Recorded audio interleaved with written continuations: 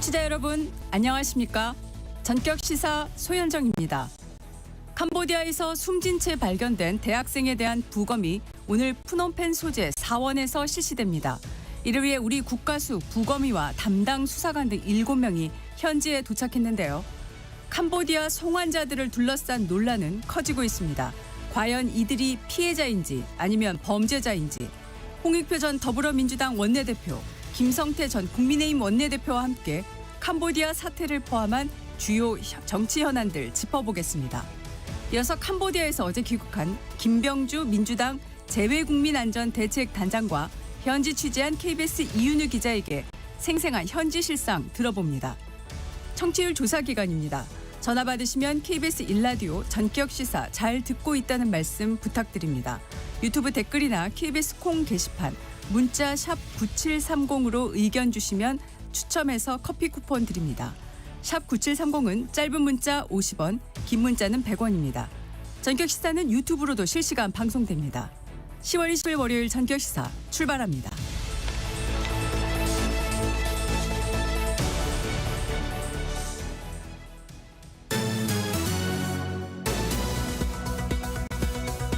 네, 뉴스브리핑 시작합니다. 한국경제신문 최영찬 기자, 어서 오세요. 안녕하십니까. 한미 관세협상단이 어젯밤 귀국했습니다. 김용범 정책실장은 방미 협의 결과에 대해서 실질적인 진전이 있었다고 말했네요. 그렇습니다. 이제 2박 4일간의 미국 워싱턴 DC 협의를 마치고 돌아왔습니다. 좀 이렇게 얘기했습니다. 이제 대부분의 쟁점에서 실질적인 진전이 있었다. 다만 여전히 조율이 필요한 쟁점이 한두 가지 남았다고 한 겁니다. 그러면서 이달 말 경주에서 열리는 에이펙 정상회의에서 이 최종 타결 가능성을 언급했는데요. 남은 쟁점이 무엇인지 김용범 실장 아직 구체적으로 밝히지는 않았습니다. 이 때문에 핵심 쟁점인 3,500만 달러 대미 투자 펀드 운용 방식과 뭐 이익 배분이라든지 이런 걸 놓고 양국 간 이견이 계속 나오는 것 아니냐 이런 해석이 나오고 있습니다. 김 실장은 관계부처와 심도 있게 검토해서 우리 입장을 전달하고 추가 협상을 해야 한다고 했습니다. 네, 트럼프 대통령의 한국 방문이 9일 앞으로 다가왔는데요. 그러면서 관세 협상은 또 숨가쁘게 전개되는 모양새인데 국내 기업 주요 총수들이 미국 플로리다에서 트럼프 대통령과 골프 회동을 가졌죠. 그렇습니다. 지금 현지 시각 18일입니다. 미국 대통령 트럼프 대통령과 한국, 일본, 대만 기업 관계자들의 골프 회동이 진행됐습니다. 철저한 보안 속에 한 7시간여 정도 트럼프 대통령이 현지 골프장에서 머물렀는데 한국에서는 이제 이재용 삼성전자 회장, 최태원 SK그룹 회장, 정의선 현대차그룹 회장, 구광모 LG그룹 회장, 김동관 하나그룹 부회장이 참가했습니다. 이 백악관에 따르면은 트럼프 대통령 그 리무진 차량이 오전 9시 15분 골프장에 들어가서 오후 4시 50분쯤 빠져나왔는데 네. 약 7시간 35분가량 골프장에 머물렀습니다. 국내 기업 총수들이 단체로 미국 대통령과 또 정재계 주요 인사들 함께 골프를 친 건 이번이 처음입니다. 네. 총수들은 개인 차량 대신 리무진 버스로 골프장에 이동한 것으로 보이는데요. 참고로 이번 회동은 손정의 일본 소프트뱅크 회장이 주선했는데 이 어떤 식으로 좀 진행이 됐고 어떤 대화가 오갔는지는 알려지지 않았습니다. 네. 에이펙 기간 최대 관심사 가운데 하나죠. 트럼프 대통령과 김정은 위원장과의 회동이요. 미국 언론이 트럼프 대통령이 에이펙 정상회의 전후에 김 위원장과 만나는 걸 검토하고 있다고 보도했습니다. 예, 미국 그 유력 방송국인 CNN 방송이 보도한 겁니다. 이 트럼프 대통령이 아시아 순방 때 김정은을 만나는 방안을 미국 정부 당국자들이 비공개로 논의해왔다고 했습니다. 지난 8월 한미 정상회담 당시 이 북미 대화 제안에 화답했던 트럼프 정부가 또 물밑에서 북한과의 만남을 실제 논의해왔다는 겁니다. 김 위원장도 지난달 트럼프에 대한 그 좋은 추억을 갖고 있다면서 대화에 관심을 표명하기도 했는데요.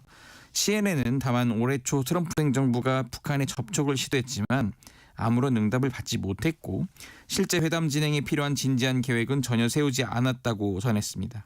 이번 보도로 공을 북한에 넘겼다 뭐 이런 얘기가 나오는데 아직까지 공식적으로 북한에서 나온 반응이 없죠? 그렇습니다. 지금 미국과 뭐 우리 정부가 이렇게 군부를 계속 지피는 것에 비하면 북한 움직임은 좀 전혀 감지되지 않고 있습니다. 네. 통일부 관계자는 이렇게 얘기합니다. 2019년 판문점 회동 때 언론이나 전문가들 모두가 깜짝 놀랐다. 지금까지 북미 간 진전이 없으니 앞으로도 없다고 말하긴 어렵다고 했습니다.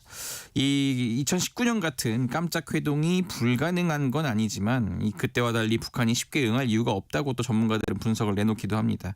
지난 6년간 북한이 핵 능력을 고도화했고 북중러 밀착으로 경제협력 등 대북 제재 완화 효과를 일부 거두고 있기 때문입니다.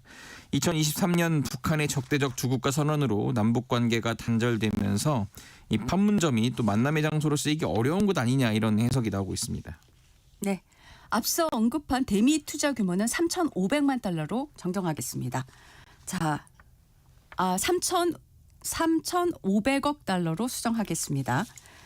캄보디아에서 지난 토요일에 송환된 64명에 대한 경찰 수사 어떻게 돼가고 있을까요? 지금 일단 지난 18일에 송환이 됐죠. 그래서 전세기를 타고 돌아왔는데 이 전국 6개 지방청으로 지금 분산을 해서 이 수사를 받고 있습니다. 일단 45명이 천안 동남서를 비롯해서 충남 경찰청 관할 경찰서 5곳으로 옮겨 조사받고 있는데 충남청은 리딩방 사기와 노쇼 사기와 같이 기존에 수사 중인 사건에 이 송환자 45명이 연관돼 압송해서 조사를 하고 있다고 설명했습니다.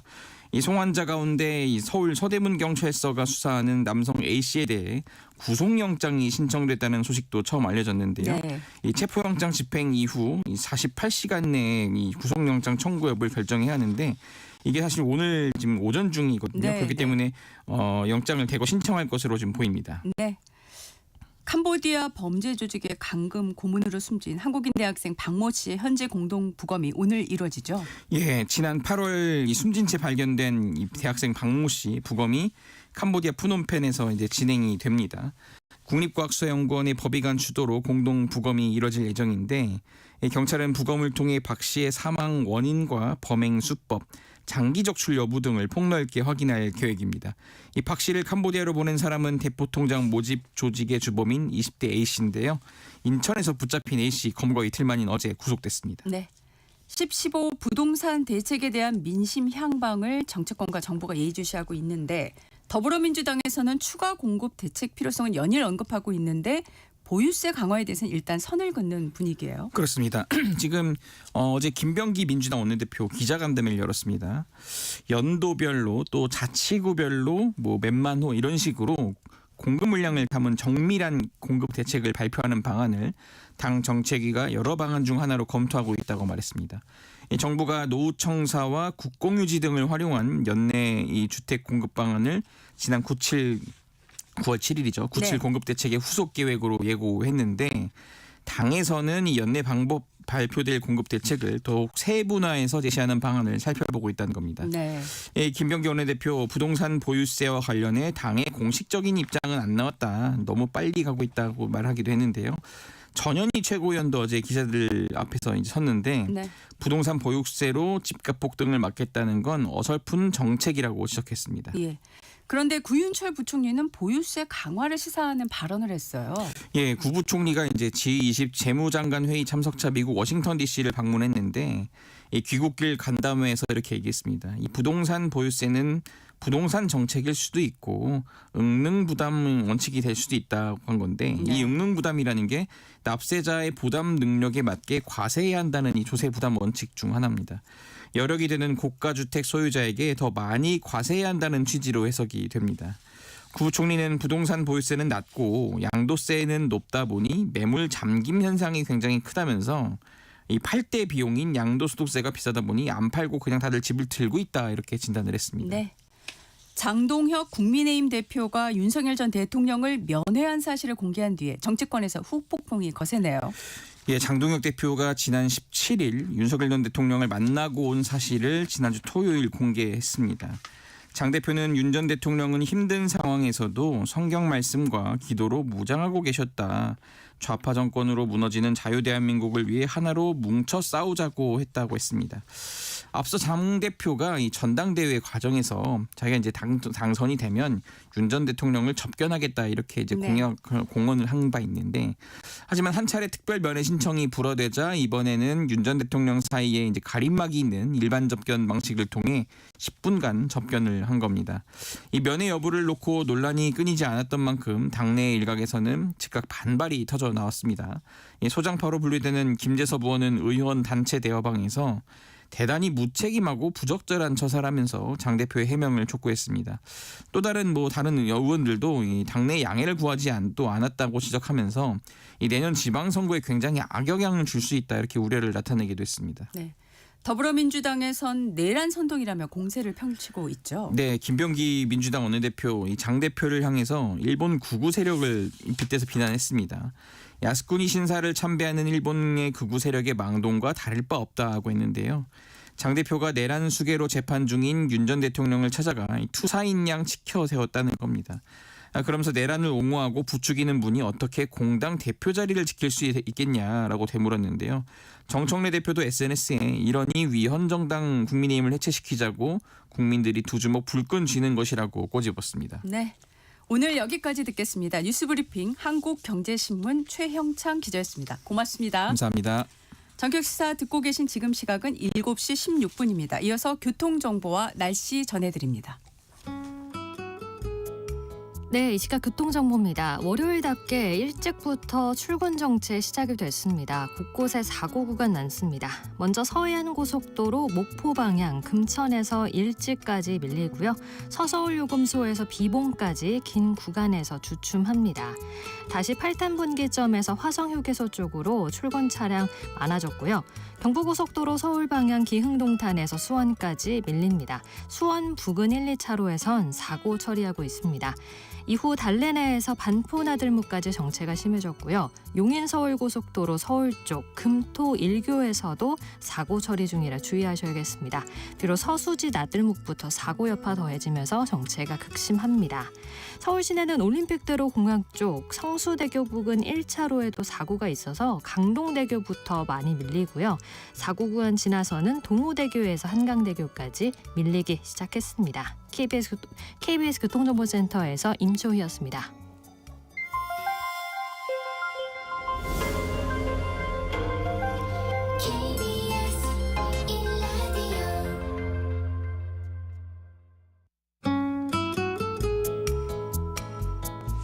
오늘의 날씨 이설아 기상캐스터와 함께 알아봅니다. 어서 오세요. 네, 안녕하세요. 오늘 아침 날씨 계절이 가을에서 초겨울로 확 바뀐 것 같은데요. 네. 지금 기온이 얼마나 내려갔을까요? 네, 북쪽에서 차가운 공기가 내려와 오늘 아침 강원도 설악산은 영하 0.9도로 올가을 처음으로 영하로 내려갔고 중부 내륙과 산지는 기온이 한 자릿수로 뚝 떨어졌습니다. 서울은 6.5도로 어제보다 7도 정도 낮은 기온으로 출발했는데요. 여기에 바람이 불어서 체감 온도는 더욱 낮습니다. 오늘 한낮 기온은 서울이 15도, 강릉이 13, 대전 16, 광주가 18, 대구는 17도로 어제보다 1도에서 크게는 10도 정도나 낮겠습니다. 급격한 기온 변화에 건강관리 잘 하셔야겠습니다. 네. 이번 추위가 언제까지 갈까요? 네, 내일 아침에는 서울이 4도 등 기온이 더 내려가 올가을 최저를 기록하겠고요. 경기 내륙 지역은 체감 온도가 영하로 떨어지는 곳도 있겠습니다. 모레 수요일까지는 평년 이맘때보다 추운 날씨가 이어지다가 목요일부터 기온이 올라가면서 다시 가을 날씨로 돌아오겠습니다. 당분간 해안과 제주도를 중심으로 바람이 강하게 불겠습니다. 특히 강풍특보가 내려진 충남 서해안과 전라도 서해안에는 순간풍속 초속 20m가 넘는 태풍급의 돌풍이 몰아칠 때가 있겠습니다. 네. 10월 말에 찾아온 10월 하순에 찾아온 때이른 추위 때문에 많이들 지금 움츠리고 있는데 네. 첫눈에 첫소리 소식도 있다고요? 네, 그렇습니다. 오늘 기온이 낮은 해발 1200m 이상의 강원 북부 높은 산지에는 비가 눈으로 바뀌어 올가을 첫눈이 오는 곳도 있겠습니다. 예상 적설량은 1cm 안팎인데요. 또한 일부 내륙 지역에서도 첫설이나 첫 얼음이 관측되는 곳이 있겠습니다. 오늘부터 동풍의 영향을 받는 강원 영동과 경북 동해안, 경북 북동산지에는 비가 내리겠습니다. 네. 이번 주 내내 강원 영동과 경북 동해안에는 비가 내렸다 그치기를 반복하며 이어지겠습니다. 일단 내일까지 강원 영동에는 10에서 40, 경북 동해안과 경북 북동산지에는 5에서 30mm의 비가 올 것으로 보입니다.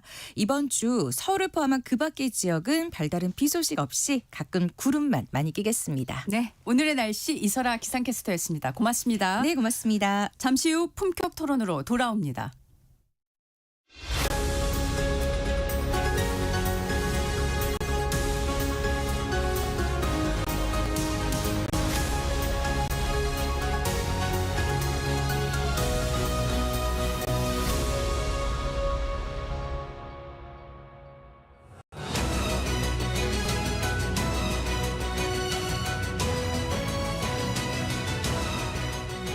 매주 월요일 정치 현안을 품격 있게 토론하는 품격 토론 함께해 주시는 두 분 소개합니다. 홍익표 전 민주당 원내대표, 김성태 전 국민의힘 원내대표 어서 오십시오. 예, 반갑습니다. 네.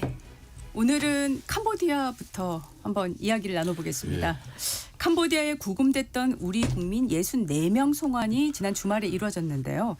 전세기까지 동원된 역대 최대 규모였습니다. 이들의 송환을 둘러싸고 여야 간 평가가 크게 엇갈리고 정치적 공방으로 가열되고 있는데요. 국민의힘에서는 범죄자를 먼저 송환했다면서 송환 쇼라는 말까지 하면서 강하게 비판하고 있는데요. 먼저 김성태 전 대표님 어떻게 생각하십니까? 오늘 제가 좀 먼저 비판을 해야 되겠는데. 네. 이번에는 이제 캄보디아에서 송환된 한국인 고문 납치 이런 강력 범죄에 연루된 그런 사람들도 꽤 많이 있습니다. 그런 측면에서 이제 특히 이제 국민들이 지금 이제 상당히 분노하고 대한민국 외교라인 뭐하고 또 경찰 뭐하냐 그런 호된 비판을 한 부분은 특히 이 이제 그 중국인들 범죄 그런 집단 시설에 감금 또 고문 그렇게 또 살해당하고 있는 그 사람들 먼저 구출해달라는 거잖아요.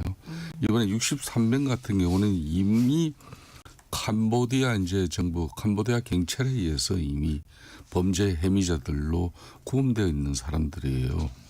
그렇게 물론 그분들이 뭐 재판 절차까지 진행돼 가지고 지금 현재 뭐 형을 사는 그런 사람들은 아닙니다만은 그렇지만은 이번 송환 과정에 여러 가지 이제 그런 문제점을 이제 살펴보면은 그런 지금 이제 특히 이재명 대통령 의지를 갖다가 상당히 강하게 이제 피력을 했는데 그래서 외교부 2차관이 이제 단장이 돼가지고 갔지만은 그 첫 이제 송환한 대상들이 아까 조금 전에도 이야기했지만은 이미 캄보디아 경찰에 의해서 이미 구금돼 있는 그 사람들을 뭐 외교 그리고 뭐 국가 간 절차를 통해 가지고 그 사람들을 데려오려고 전세기 신속히 튀운 문제는 아니잖아요. 지금 이미 그 프린스 그룹이 거기에 이제 범죄 기지를 갖다가 일부 이제 이동시키면서 거기에 또 묻어서 기존 감금되고 또 구금되어 있는 그 납치된 우리 좀 그런 범죄 사기 집단에 쏘아가지고 그 어린 주로 대학생들 어린 청년 그런 부분들을 빨리 구출해낼 수 있는 거기에 좀 역량이 집중됐어야 되는데 네. 그 부분에 대해서 먼저 지적을 하는 거죠. 네. 그 홍 대표님 지금 말씀이 이제 김 대표님 말씀은 결국 이미 혐의가 소명된 뭐 피의자라고 해야 되죠. 그럼 예. 사실 그렇게 됐죠. 이런 사람들을 전 세계까지 동원해서 송환할 일이냐 뭐 이렇게 지금 말씀을 요약할 수 있을 것 같은데 어떻게 반론하시겠습니까? 예. 그 어쨌든 피의자든 피해자든 그 두 분 다 우리나라 대한민국 국민이에요. 그런 측면에서 그 일부 언론에 보도된 바와 같이 지금 캄보디아 경찰 또는 구금 시설에 그 지금 있던 분들의 환경이 매우 열악했고 어려움이 그 방송 언론을 통해서 전달돼서 어떻게 저런 데 사람들이 있냐 이런 얘기가 있었거든요. 그런 측면에서 어떤 분이든 신속하게 정부는 해야 될 거고요. 만약에 이것도 안 했으면 정부 뭘 하고 있냐 또 그랬을 거예요.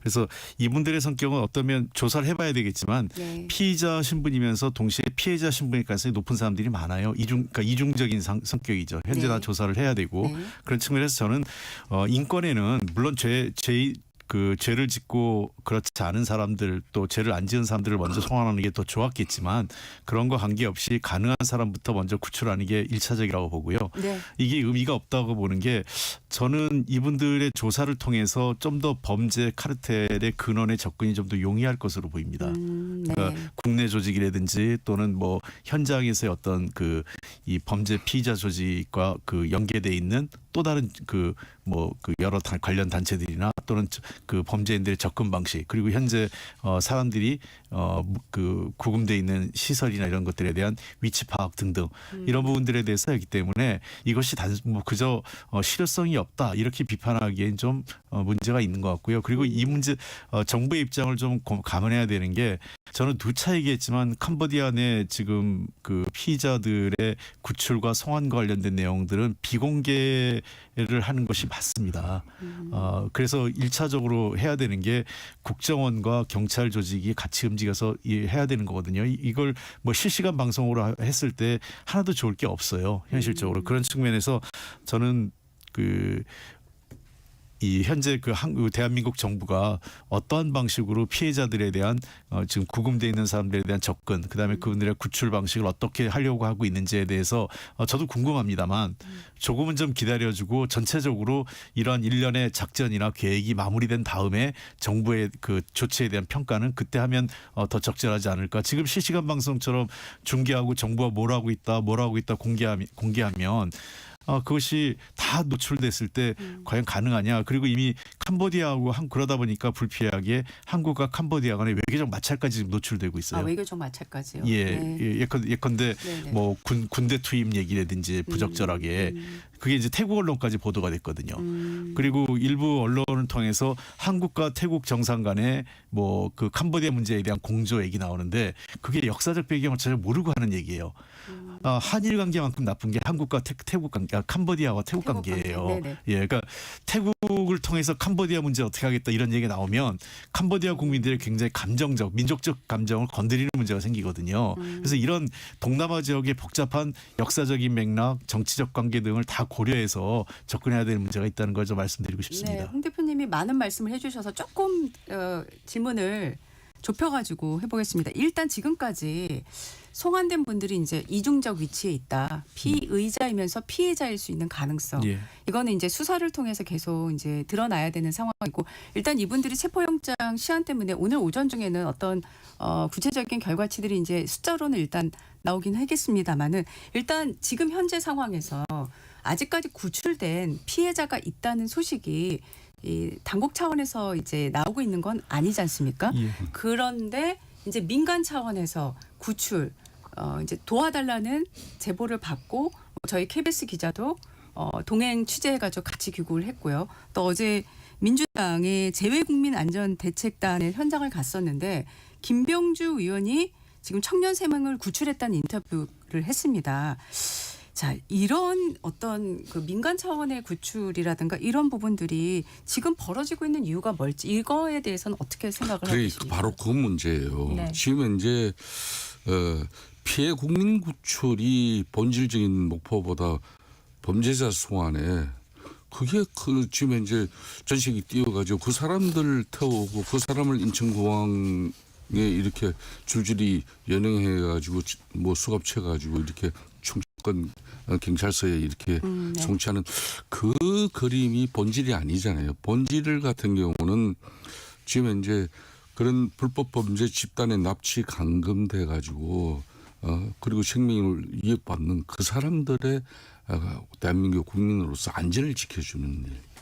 그러니까 그 사람들을 하루라도 빨리 그 쉽게 말하면 불법 감금, 구금, 체포, 납치 상태에서의 그 상황을 벗어나게 해줘야 된다는 거죠. 네. 그러니까 공식적으로 캄보디아 대사관을 통해서 작년에 220명, 올해 전반기만 하더라도 벌써 330명이 자기는 이제 불법 이 집단 사기 이 범죄 집단에 자기가 이제 납치 구금되어 있다. 나를 좀 구출해달라.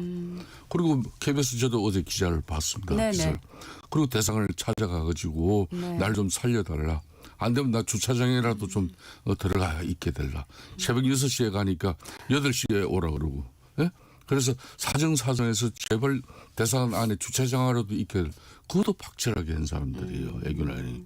바로 그런 사람들을 하루빨리 구출해 줘야 된다는 게 이게 본질인 거죠. 네. 저는 그런 측면에서 간밤에 이제 그분들이 충청권 주로 네. 경찰서에서 이제 48시간 내에 이제 비행기 그 캄보디아에서 탈 때부터 48시간 쉽게 말하면 긴급 체포 상황이었기 때문에 이 영장을 취해야 되거든요. 네. 거의 뭐 영장 내용이 이제 구체화된 것은 이제 곧 나올 겁니다만 많은 사람들이 거의 영장이 발부가 되고 있는 상황이었어요. 간밤에 제가 확인하는 것만 하더라도. 그렇다면은 지금 이제 김병주 의원 같은 경우도 그런 민주당 내에 그런 뭐 의지를 가지고 그렇게 가서 우리 동포를 갖다가 우리 국민을 구출해내겠다는 것은 저는 좋은데 그 구출한 그 청년 한번 보시오. 온몸에 문신이 이루어져 가지고 단순하게 정말 이 불법 사기 집단의 게임에 고액 그냥 벌이에 이렇게 게임에 넘어가지고 그런 선량한 청년으로 비춰지냐 이거요. 이미 그 사람들이 더 범죄 행위를 통해 가지고 한국말을 할 줄 아는 그런 한국민이기 때문에 한국민을 갖다 그 범죄 집단에 끌어들이는 그런 역할을 또 했는 사람인지도 모르지 않습니까? 그런 부분에 대해서 그걸 갖다 성과 실적으로 이렇게 포장해 가지고 하면은 그러니까 어제 캄보디아 우리 국민들 입장에서 상당히 분개한 게 바로 그런 내용이에요. 본질은 따로 있다는 거죠, 여전히. 그러니까 이분들이 지금 이제 캄보디아가 대한민국 언론뿐만 아니라 미국, 영국 그리고 엠네스티 그런 국제적인 그런 인권 보호 단체들의 그런 문제 제기에 대해서 자기네들도 이게 심각하구나. 캄보디아 정부 입장에서도 그냥 있지 않겠구나. 그렇기 때문에 그 범죄 집단을 갖다가 이미 옮기고 있지 않습니까? 네. 거기에 한국인들이 지금 이제 딸려 들어가는 그런 부분을 통해서 우리가 모든 애교력을 총동원해서 그걸 갖다 색출해내 가지고 구출을 해내야 되는 게 가장 우선된 본질이라는 거죠.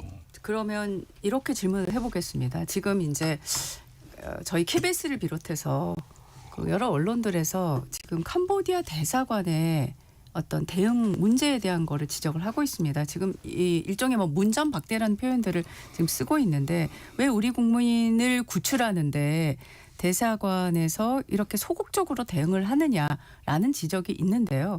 홍 대표님은 이 부분은 어떤 문제점이 지금 쌓여 있다라고 보실까요? 이거 구조적인 문제예요. 이거 어제 오늘 문제가 아닙니다. 제가 어떤 일도 있었냐면 과거 중국에서 마약 관련 혐의로 사형당한 사람이 있었습니다. 한국 사람이. 네. 중국은 굉장히 엄격해서요. 그 내외국인을 가리지 않고 마약사 보면 중형하고 사형 집행이 빈번하게 이루어지는데 그때 한국 사형 집행되고 알았어요. 정부가. 사형 후에. 예. 그래서 이거 어떻게 된 거냐 하고 이제 막 중국한테 항의하라고 이제 언론이 들끓어서 네네네. 했는데 나중에 알고 보니까 우리 선양 총영사관에 다 중국 쪽에서 공문을 보냈어요. 우리 쪽에서 체크를 안 했던 겁니다. 네.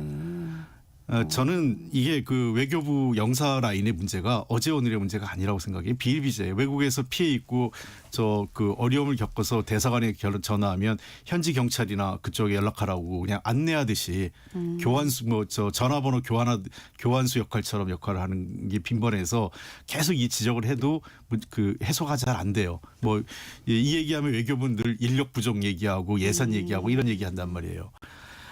저는 지금 당장 아까 저는 김성태 대표님을 포함해서 야당 또는 언론에서 정부가 빨리 해야 된다 그러는데 빨리 하려면 정보가 없어요. 지금요. 제가 보기에는 우리 정부가 없다. 예, 정보가 없고 지금 캄보디아 측하고 지금 어쨌든 흘러 나오고 언론을 통해서 확인되는 경우가 일부 캄보디아 정부 또는 경찰청하고 범죄 조직이 형성 같이 카르텔이 돼 있다는 거 아니겠어요? 연계돼 네, 있다고. 다들 그렇게 추정이 될 거예요. 어느 정도는. 다만 어느 범위로 어떻게 연계돼 있는지 우리가 모르고 있어요. 정확하게. 그런 정보 모르는 상태에서 어떻게 원점 타격을 하고 피의자들을 구할 수 있겠습니까? 이건 현실적으로 불가능한 걸 하라는 거예요. 그래서 저는 이 문제는 늦었지만 지금이라도 빨리 국정원이나 경찰 외사과 그다음에 외교부 등이 빨리 달려들어서 관련된 정보를 수집하고 현지 정부하고 협조를 얻어서 빨리 피의자를 구출할 수 있는 방법을 접근해 갈 수밖에 없는 게 현실이에요. 아마 그 과정에서 상당히 많은 피의자들 중에서 일부는 또다시 끌려갈 분도 계실 겁니다. 분명히. 다른 지금 이 범죄단체에 의해서. 그러면 결과적으로 이 전체적인 거에 대한 원인과 어떤 대응에 대한 문제점은 이 사건과 이 작전이 일단락되고 난 다음에 국회가 국정조사를 하든 뭘 하든 한번 해야 됩니다. 국정조사까지 필요하다. 예, 저는 당연히 해야 된다고 보고요. 왜냐하면 이 문제에 대해서 다 책임이 있습니다. 국정원이 몰랐을 리 없고요. 또 알았다 하더라도 별로 중요하지 않고 그 권력 핵심부에 관심이 없는 사안이라고 보니까 방치했을 가능성이 높아요. 이게 2022년, 23년 이후부터 지금까지 한 2, 3년간 계속 제기된 문제인데 아무도 그 언론에도 보도가 되지 않았고 권력 내부에서 그러니까 그 주요 수사기관이나 정보기관에서 이에 대해서 특별하게 아마 저 대통령실이라든지 또는 그 국무회의에 보고된 자료도 없을 거예요. 그런 것부터 있는지 없는지도 봐야 돼요. 책임이. 예를 들면 현장에서 보고가 됐는데 국정원이나 경찰 또는 외교부 중간에서 잘렸는지 아니면 보고가 아예 없었는지 또 보고가 다 국무회의까지 올라갔는데 대통령실이라든지 또는 해당 그 부서의 장관, 국정원장 등이 무시하고 누락했는지 이런 거에 대해서 나중에 다 조사하고 책임 물어야 됩니다. 그런데 그 과정까지는 지금 여기서 왜 피해자를 못 구했냐 이런 하기에는 그런 건 좀 제가 보기엔 한가한 소리예요. 지금 그러한 작전들이 다 진행되고 있고 원점 타격을 한 다음에 잘잘못은 그때 다 하고 그때 정말 한 채 허점 없이 책임을 다 물어야 됩니다. 이거는 단순하게 그냥 직을 내리는 정도가 아니라 직무유기 차원에서 형사처벌해야 될 사람들이에요. 그렇게까지. 저는 홍표 대표께서 상당히 정확하게 잘 짚었어요. 전반적인 내용을. 그러니까 이번 같은 경우도 캄보디아에서 송환된 그런 한국인들을 둘러싼 그런 논란 이 자체가 피해자 구출이라는 어떤 본질적인 목표를 처음에 이걸 잊고 범죄자 송환에 너무 급급한 그런 정부의 우선 보여주기 그런 행정 그리고 이제 미흡한 수사 방식에 대한 비판으로 이렇게 이제 요약될 수밖에 없는 거죠. 자, 그런 측면에서 저는 이번에 그러면 송환된 한국인들은 어떤 혐의를 받고 있습니까? 대체적으로 보면은 불법 온라인 도박이라든지 또 투자 사기 조직이라든지 보이스피싱 여기에서 활동한 혐의를 가지고 있는 사람들이에요. 거기에 따라서 그러면 이게 지계통에 그러니까 중국인 범죄자들의 바로 이 사람들은 그렇다고 그냥 강제적으로 한 건 아니죠. 보수를 받았어요. 그죠? 그 보수를 많이 받은 사람은 불법적으로 단계적으로 한국의 선량한 청년들을 깨어가지고 그래가지고 다시 범죄 집단에 집어넣는 그 역할을 한 거 아니겠습니까? 그런 부분에 대해서 이제 명백한 이제 수사를 해야 되는 것이고 이게 작년 국정감사회 같은 경우도 김상훈 의원이라든지 박찬대 의원 이런 여러 의원들의 여야 가리지 않고 문제 제기를 했어요. 우리 홍표 대표님 말씀대로 그러면 특히 이런 문제가 발생하면은 캄보디아 대사관의 외교관들만 문제를 삼는 게 아닙니다. 우리 이제 국민들이단 교민들이 해에서 지금 긴급하고 응급한 상황이 발생하면은 보통 대사관 영사관의 대처 역량이라든지 역할은 정말 미미해요. 그냥 근무 시간 외에는 아예 그냥 응대도 하지 않으려고. 세상에 보십시오. 그런 캄보디아 내 범죄 집단의 강금 구금돼 있고 그 폭행가 겨우 목숨 탈출해가지고 대사관 찾아갔는데 근무 시간 아니라 그래서 돌려보내고 여건 없어서 인터뷰에 응할 수 없다고. 여건 뺏겼으니까 임시 여건이라도 발급받고 한국으로 귀국할 수 있게끔 도와달라고 대사관 찾는 건데 이 사람들이 이런 자세예요.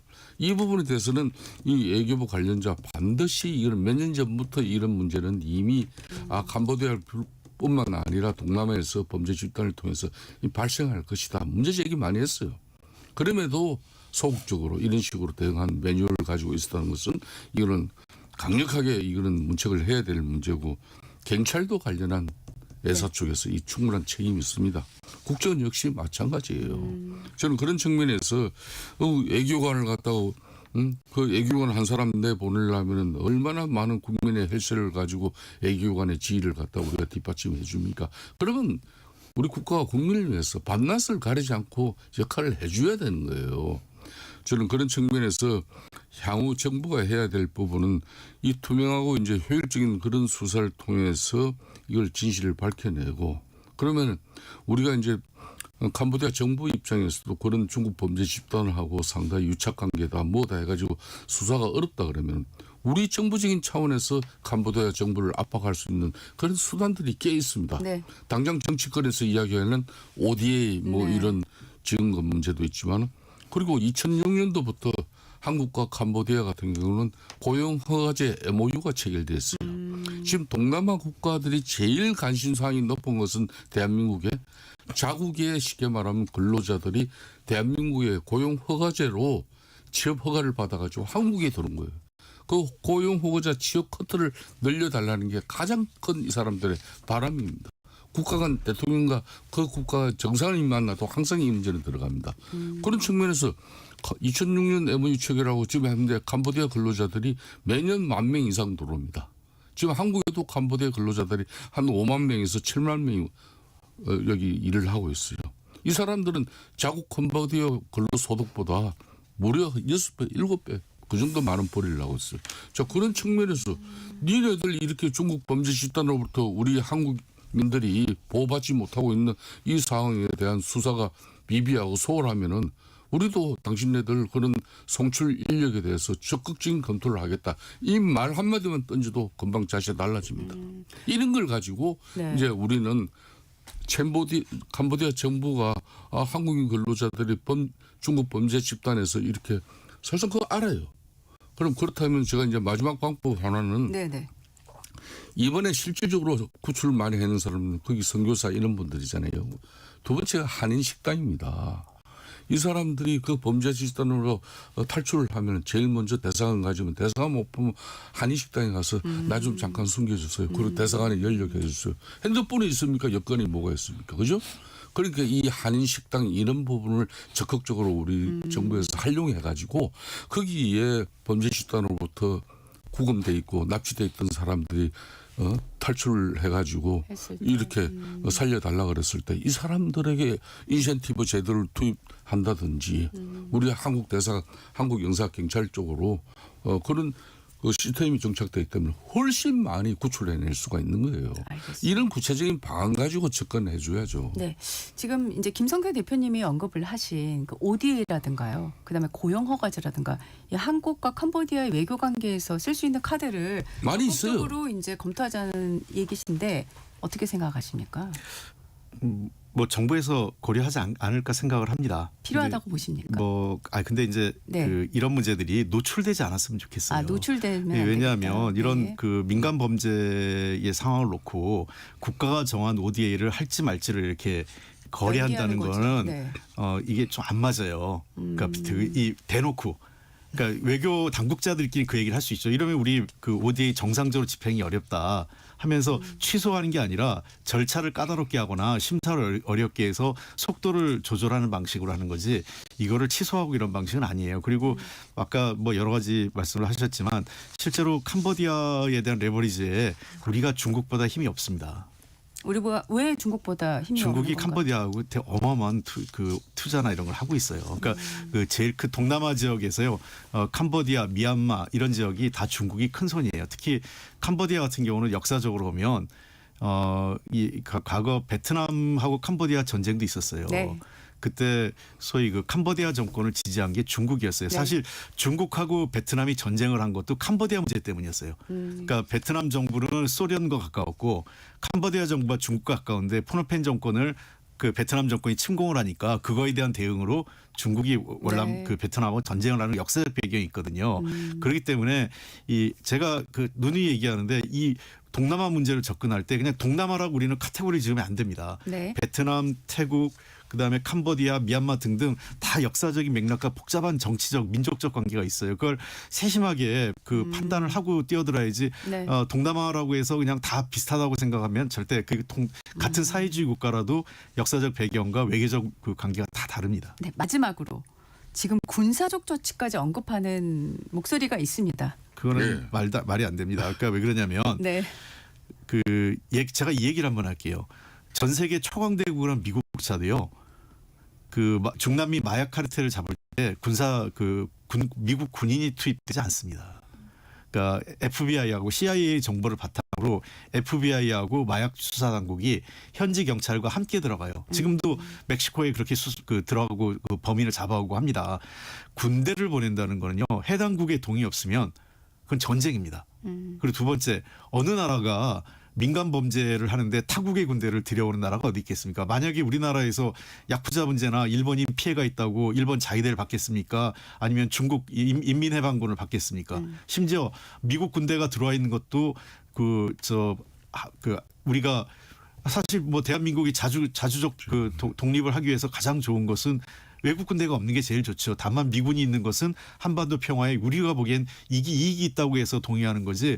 외국 군대를 함부로 들여 보내는 건 그건 굉장히 어렵어요. 그러니까 우리가 입장을 바꾸고 생각해 보세요. 우리가 그런 문제가 생겼을 때 외국군이 외국에서 우리 군대 보내겠다고 해서 그걸 받을 수 있겠어요? 그러니까 제가 보기에는 그거는 캄보디아를 지나치게 경시하는 발언이에요. 일종의 자꾸 우리는 잘 사는 나라고 캄보디아 같은 게 어려운 나라다 이렇게 하는데 캄보디아도 엄연히 주권이 있는 나라이기 때문에 그런 나라의 그 어떤 이 마음이랄까요? 그 국민 정서 이런 걸 섬세히 다루면서 이런 문제를 접근해야 해당 국가의 그 도움을 받을 수 있지.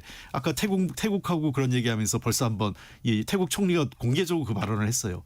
불쾌한 발언을.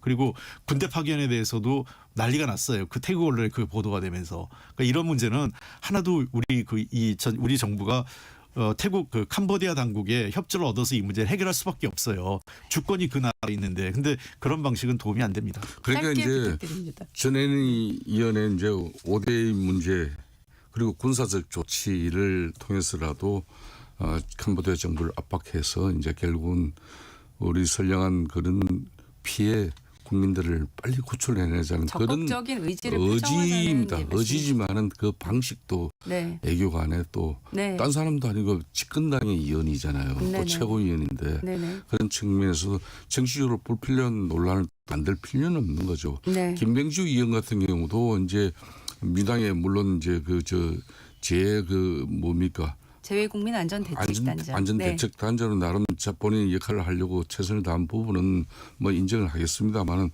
그 현지 우리 교민들 입장에서는 이런 정치인의 쇼맨십은 교민을 2번 죽이는 일이다. 네. 그러니까 캄보디아 구조 실상을 제대로 알지도 못한 채 영웅 서사를 갖다 이렇게 만들어서는 안 된다고 그 불만을 토로하잖아요. 좀 전에 홍익표 대표님 말씀처럼 그러면 이 문제는 지금 현재 우리가 뭐 정치인 한 사람이 가서 3박 4일 활동하니까 3명 구출하면은 지금 대한민국 국회의원 300명 하면은 거의 1000명 정도 지금 실종 뭐 그런 부분돼 있다는 그런 내용. 이거는 정부에서도 인정한 부분이잖아요. 그럼 그 사람 다 구출해낼 수 있잖아요. 그러니까 이런 식의 접근 방식보다는 이번 이제 우리 정부가 이 심각성을 우리 국민들로부터 네. 얼마나 분노에 또 찬 그런 시선으로 따갑게 지금 보고 있는지 정부가 알 거거든요. 알겠습니다. 그런 측면에서 근본적으로 이런 범죄 집단에 한국 국민들이 이렇게 깨어가지고 다시 한국이 또 더 큰 피해를 보지 않는 그런 설계롭고 지혜로운 뭐 애교 이런 네. 라인이 이제 형성되길 바라는 네. 거죠.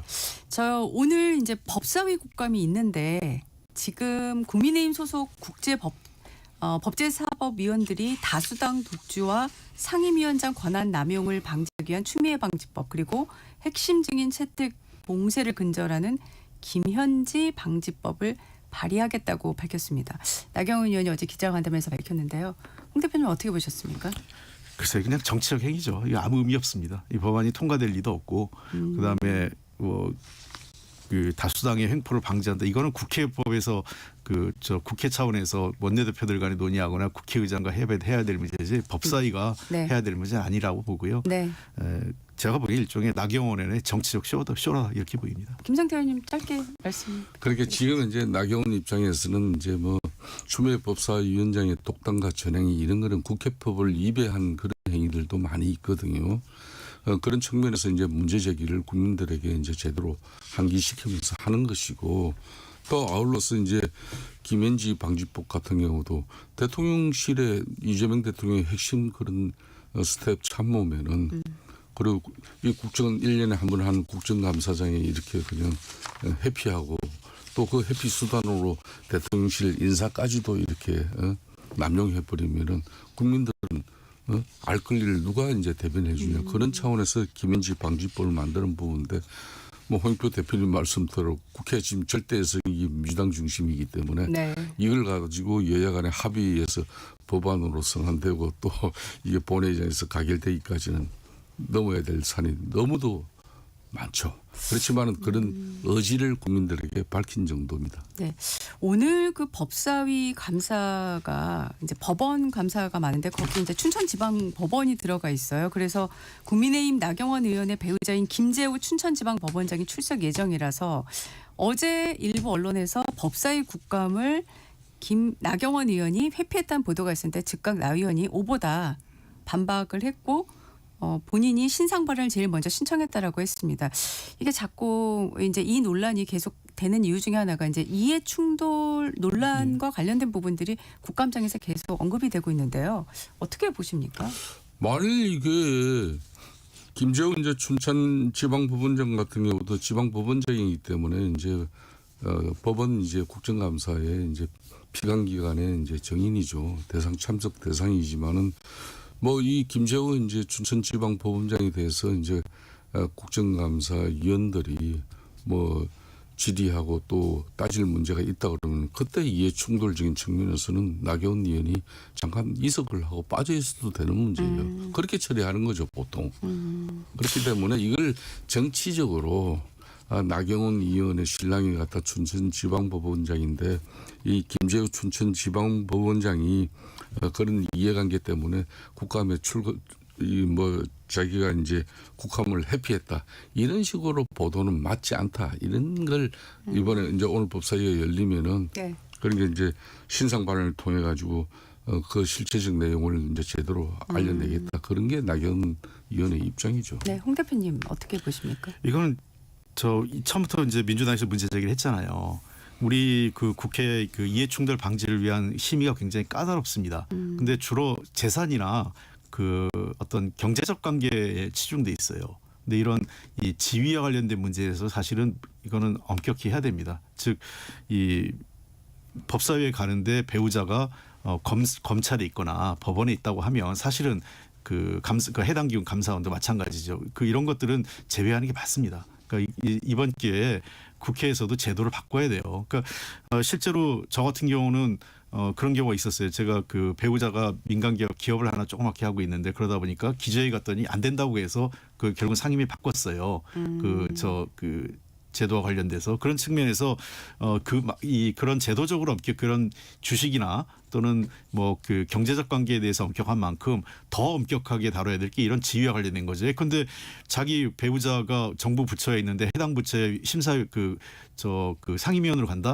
그럼 아무래도 알게 모르게 배우자에게 대한 그 혜택이 있을 수 있죠. 그런 측면에서 저는 이 문제에 대해서는 제도를 바꿔서 동일한 부처 또는 산하단체 그 상임위 산하단체에 있는 그런 상임위는 갈 수 없게 해야 됩니다. 알겠습니다.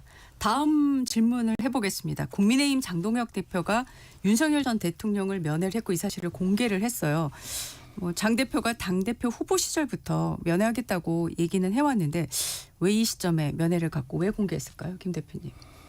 그는 이제 본인이 지난번 이제 전당대회 과정에서 네. 그 당원들에게 이제 한 약속이죠. 자기는 이제 윤석열 전 대통령을 당대표가 돼도 가서 면회하겠다. 이 부분은 이제 당원들에게 약속하고 당대표가 됐기 때문에 저는 뭐 그 약속을 자신이 실천하려고 하는 그런 이상 이하도 저는 아니라고 보고 있습니다. 그런 측면에서 이제는 뭐 윤석열 전 대통령에 대한 장동혁 대표 입장에서는 뭐 나름 뭐 인간적으로 우리 당에서 배출한 대통령으로서 대한 도리나 또 그런 측면에서 뭐 본인이 할 일은 이제 다 했다고 보고 이제 더 이상은 이런 논란에 이제 본인이 뭐 저는 휩쓸 일이 없을 거라고 보고 있습니다. 네, 홍 대표님은 어떻게 보십니까? 제가 국민의힘 쪽 관계자분들 얘기 전할게요. 우리가 뼈빠지게 국감 준비하고 최근에 뭐 정부의 부동산 대책 발표나 뭐 소위 그 김현지 부속실장 문제 등등으로 해서 우리가 점수를 좀 따려고 했는데 야 당대표라는 사람이 어떻게 이럴 수가 있냐라는 게 그쪽 분들의 얘기더라고요. 그렇습니까? 그러니까 이런 거죠. 국민의힘이 나름 뭔가 열심히 좀 해보려고 하는 판에 국감에서 그렇게 열심히 하는데 당대표가 완전히 한 방으로 다시 국민의힘은 윤어게인, 윤석열 정당, 내란 정당 뭐 비상계엄 관련된 정당으로 완전히 유턴시켜버린, 제가 보기에는 글쎄요, 개인의 정치는 어떻게 도움이 될지 모르겠지만 당 전체는 나락으로 빠지는 거죠. 네. 개혁신당도 지금 비판적인 입장을 내놨어요. 그러면서 이게 이제 여러 가지 해석을 할 수밖에 없는 그런 이벤트지 않습니까? 왜냐하면 지방선거에 이게 어떻게 영향을 미칠지, 또 당내에 어떻게 영향을 미칠지, 그래서 여러 가지 말들이 이제 나오고 있는데요. 네, 시간이 많지 않아 가지고 이 부분이 짧게 두 분께서 보시기에는 앞으로 그냥 이 정도에서 그냥 그칠 건지, 김성태 대표님 저는 뭐 장동희 대표 입장에서는 당 대표 당선 이후에 가장 첫 번째 과제가 이제 지난 6.3 조기 대선에서 실패하고 난 이후에 그 지지층의 이완, 뭐 이런 부분을 결속시켜내는 그런 측면에서의 1단계 이제 나름 자신의 정치적 네. 그 의지가 있은 것이고, 2단계는 내년 6.3 지방선거를 위해서 중도 무당층으로 특히 예인을 확대하기 위해서는 당이 더 지금의 보다는 변화와 또 혁신을 통한 그런 국민적 신뢰를 회복하는 데 더 중점을 둘 것이기 때문에 네. 더 이상 이런 부분에 대해서는 뭐 저는 논란이 없을 거라고 봅니다. 저는 한마디만 하겠습니다. 잘 될 수 있겠습니까? 걱정되네. 알겠습니다. 본격 토론 오늘 여기서 마치겠습니다. 두 분 고맙습니다. 잠시 후 전격 인터뷰에서 이어집니다.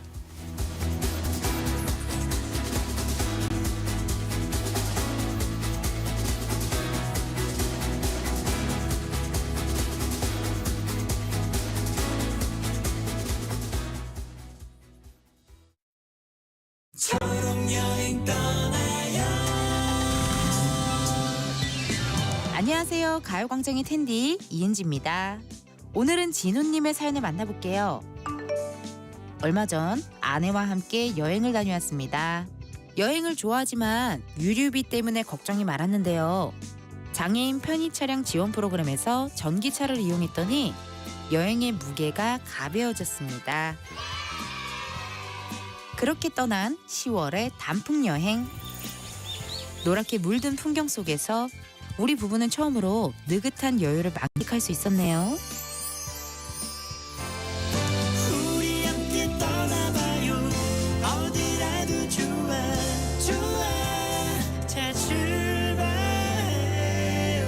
KBS 연중 캠페인 초록여행 떠나요는 장애인의 자유로운 여행을 응원하는 기아와 그린라이트가 함께합니다. 고된 하루의 웃음, 안방 일렬의 감동, 가장 필요할 때 여러분 곁에. 이 모두가 시청자 여러분 덕분에 가능했습니다. 방송법 개정에 따라 2025년 11월부터 수신료는 전기요금과 함께 고지됩니다. 수신료 내역은 전기요금 고지서에서 확인하실 수 있습니다. 수신료 문의는 KBS 수신료 콜센터 1588-1801로 연락 주시기 바랍니다.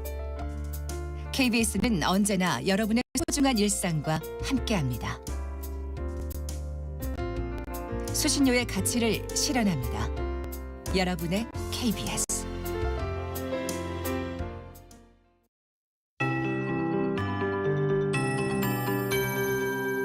KBS 58분 날씨.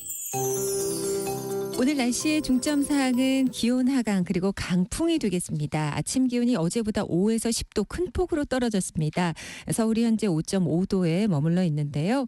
오늘 산간 지역에 비가 눈으로 바뀔 만큼 기온이 뚝 떨어져 올 들어 가장 낮은 기온 기록 중입니다. 내일은 서울이 4도로 더 춥겠고요. 당분간 서리가 내리고 얼음이 오는 곳이 일부 있을 걸로 보여서 주의가 필요하겠습니다. 옷차림에도 유의해 주시기 바랍니다. 오늘 중부지방은 오전부터 흐려지겠습니다. 현재는 맑은 날씨고요. 남부지방엔 가끔 구름이 많이 끼겠습니다. 동풍의 영향을 받는 지역에 강수가 있겠는데요. 영동에는 10에서 50mm의 비가, 또 경북 동해안과 산지 쪽 최대 30mm의 비가 내리겠습니다. 산사태 등에 유의하시기 바랍니다. 이 동쪽은 잦은 비로 인해 현재 지반이 약해져 있습니다. 강원 북부 산지 쪽엔 1cm의 눈이 예상됩니다. 당분간 낮은 구름이 유입되는 강원 산지의 안개도 있고요. 대부분 해상의 파도도 높겠습니다. 최대 5m까지 제주 먼바다와 동해 먼바다는 높게 일기도 하겠습니다. 또 당분간 해안과 제주 바람이 강할 텐데 특히 서해안 쪽은 순간 풍속 초속 20m 가까이 나오겠습니다. 현재 강풍특보 발효 중이라 주의해 주시기 바랍니다. 당분간 동해안에는 너울성 파도도 높겠습니다. 오늘 서울의 낮 기온 15도로 예상되고요. 지금 서울의 기온 5.5도입니다. 강혜종입니다.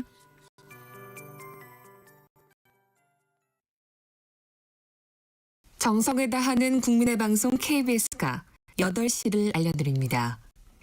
AM 711kHz, FM 97.3MHz, KBS 1라디오입니다.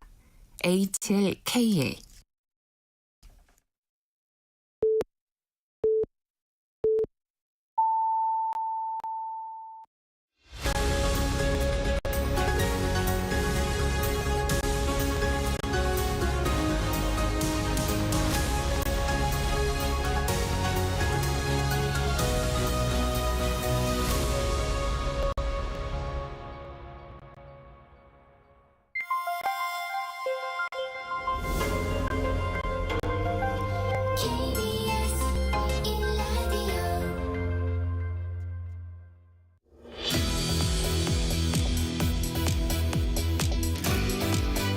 캄보디아에서 발생한 강력 사건에 더불어민주당에선 재외국민안전대책단을 급파했죠.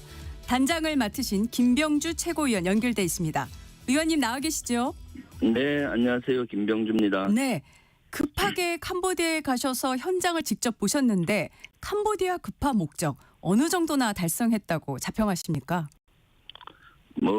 열심히 최선을 다했고요. 나름 많은 역할은 했다고 봅니다. 그렇지만 앞으로도 계속 지속적으로 모니터링하면서 우리 교민들을 구출하고 또 사이버 범죄를 근본적으로 막는 노력을 해야 된다고 봅니다. 네. 의원님께서 귀국 일정을 미뤄가면서 구출 작전에까지 참여를 하셨어요. 이 과정에서 현지 공조 잘 이루어주셨습니까? 처음에는 쉽지는 않았는데 나중에는 아주 잘 이루어졌다고 봅니다. 그렇지만 처음에도 여러 루트로 많은 분들이 적극적으로 도와주신 것은 사실입니다. 네. 첫 버전을 방불케 했다는 표현까지 하셨던데요. 얼마나 급박하셨던 건가요?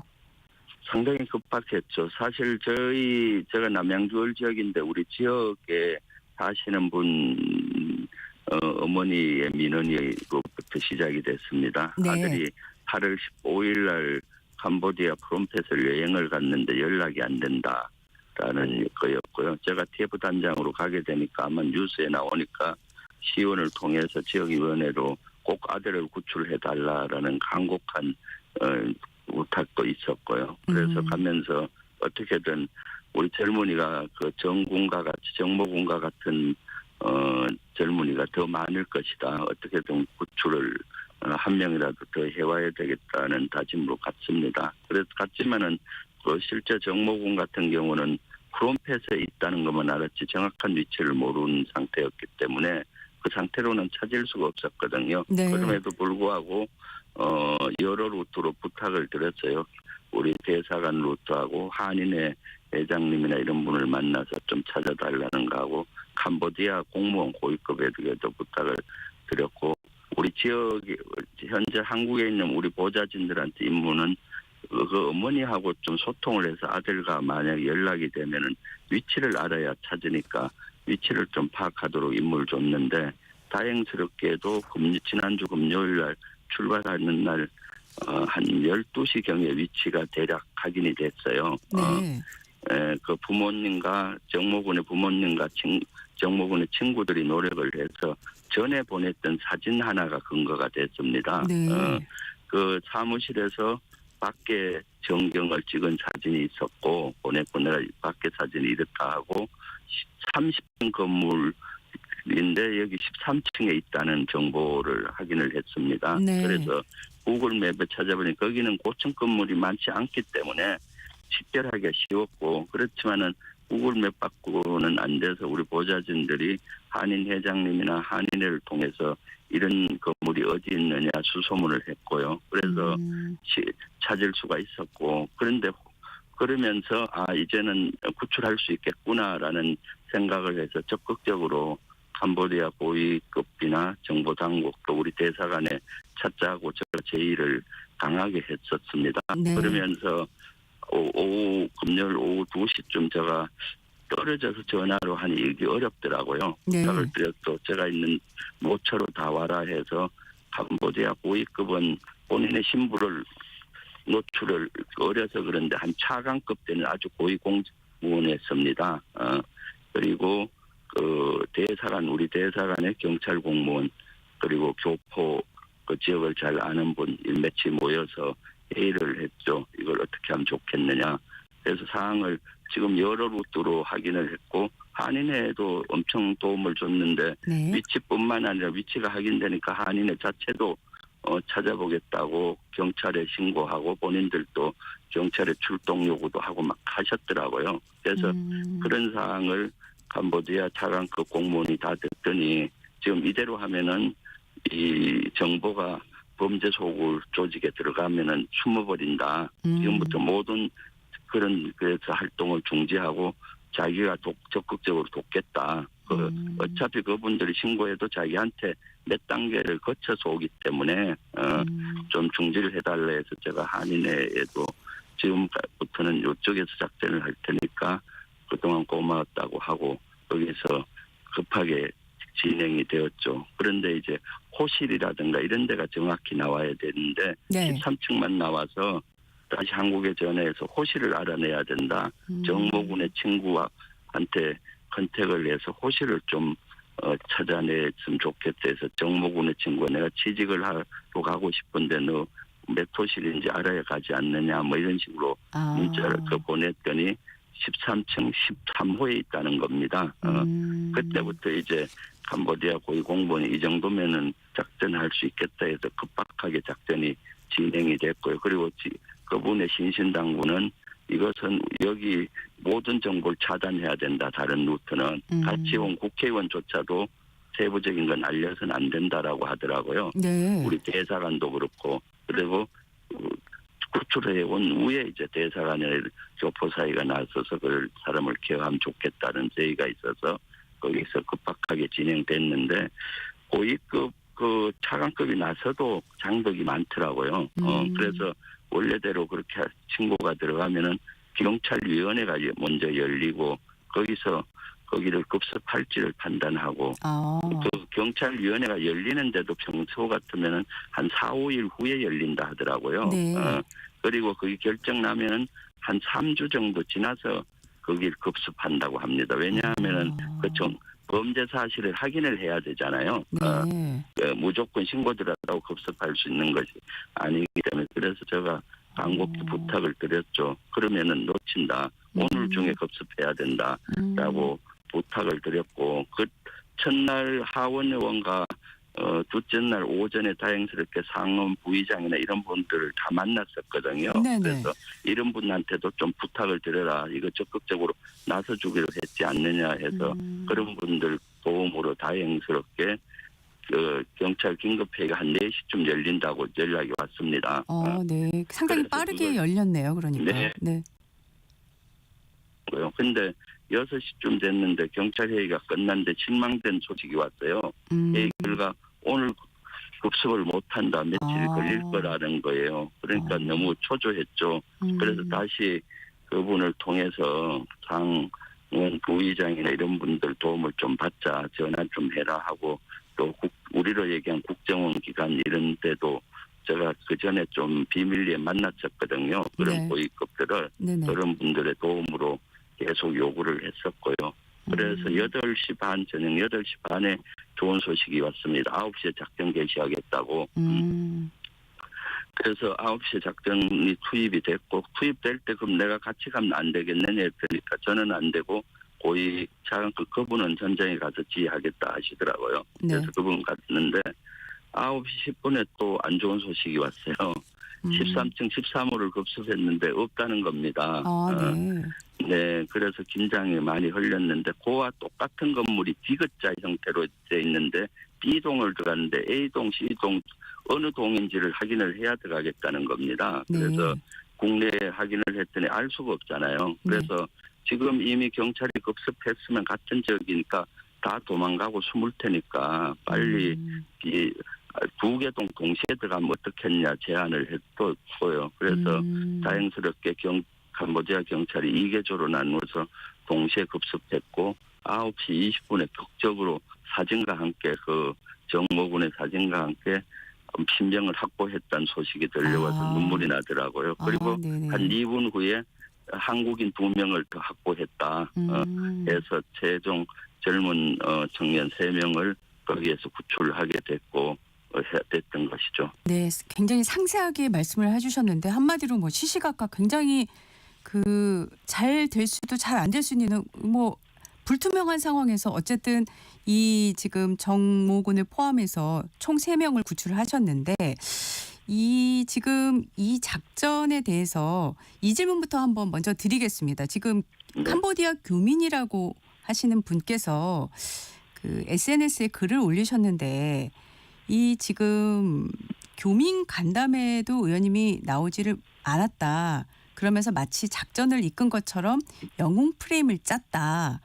이런 말씀을 하고 있는데요. 이 부분에 대해서 어떻게 설명을 하시겠습니까? 그분은 뭐 충분히 그렇게 전 오해하리라고 봅니다. 왜냐하면은 그분도 초기에는 한인회 멤버로 저를 많이 도왔거든요. 네. 처음에 가서 그 정모군을 찾기 위해서 한인의 도움을 요청했고 그래서 또 호텔을 식별하는데도 그 지역을 잘 아니까 도와줬거든요. 예. 그리고 나서 한인회 자체도 또 찾기 위해서 한인회가 경찰에 신고하고 경찰과 같이 찾아가려고 했더라고요. 그래서 제가 그런 사항을 그 고위급 캄보디아 차관하고 2시에 회의할 때 쭉 지금까지 이렇게 진행이 됐다라고 얘기를 했더니 그런 거 다 크로스 시켜야 된다. 왜냐하면은 분명히 범죄 조직에 그 소식이 들어가게 되면은 실제 숨어버리니까 그렇다. 자기가 책임지고 할 테니까 대사관 루트라든가 한인의 루트로 제가 그 찾기 위한 여러 루트로 했던 걸 다 크로스시키고 지금부터 여기서 같이 하자라고 제의를 해서 한인회에게 그동안 고마웠는데 당분간 하겠다고 그때가 오후 2시 3시경이었는데 한인회 간담회가 4시에 있었어요. 네. 그래서 제가 박명선 최고위원한테 단장 임무를 대신해라. 나는 작전을 할 테니까. 그리고 한인회는 구체적으로 얘기하지 마라 해서 별개 그 일정이 있어서 못 가는 걸로만 통보를 했거든요. 그래서 그 페이스북 쓰신 분이 그날 한인회 사회를 봤던 분이라 하더라고요. 네. 그래서 제가 가는 걸로 다 준비했는데 그냥 별도 일정 때문에 못 온다고 하니까 되게 서운해했던 것 같고요. 왜냐하면 한인 활동을 소홀히 한인을 무시하는 거냐 이런 지금 돌이켜 생각해보면 그런 느낌을 받았을 것 같고 그 이후에 급박하게 작전을 하다 보니까 한인회에 이런 정보를 처음에는 많이 작전 개시되면서부터 공유를 못했어요. 그러다 보니까 그 부분이 여러 가지를 그 내용을 보니까 오해한 부분이 있으시더라고요. 그리고 그 다음날 또 면담하고 저 혼자 남아서 여러 가지 활동을 하다 보니까 그 이후의 활동상도 한인회에 제대로 설명을 못한 저의 불찰이죠. 그러다 보니까 페이스북에 좀 오해된 부분이 꽤 많고 서운한 부분이 많아서 어저께 한인 회장한테 제가 전화를 드려서 자초지정은 한번 설명을 다시 드렸습니다. 네. 작전 비밀상 어쩔 수 없었다는 한계를 좀 양해를 구했죠. 네. 네. 요런 말씀도 있습니다. 현지 대사관 영사가 정보만 드릴 테니까 이 과정에서 빼주세요라고 말을 했다는데 이건 어찌 된 일일까요?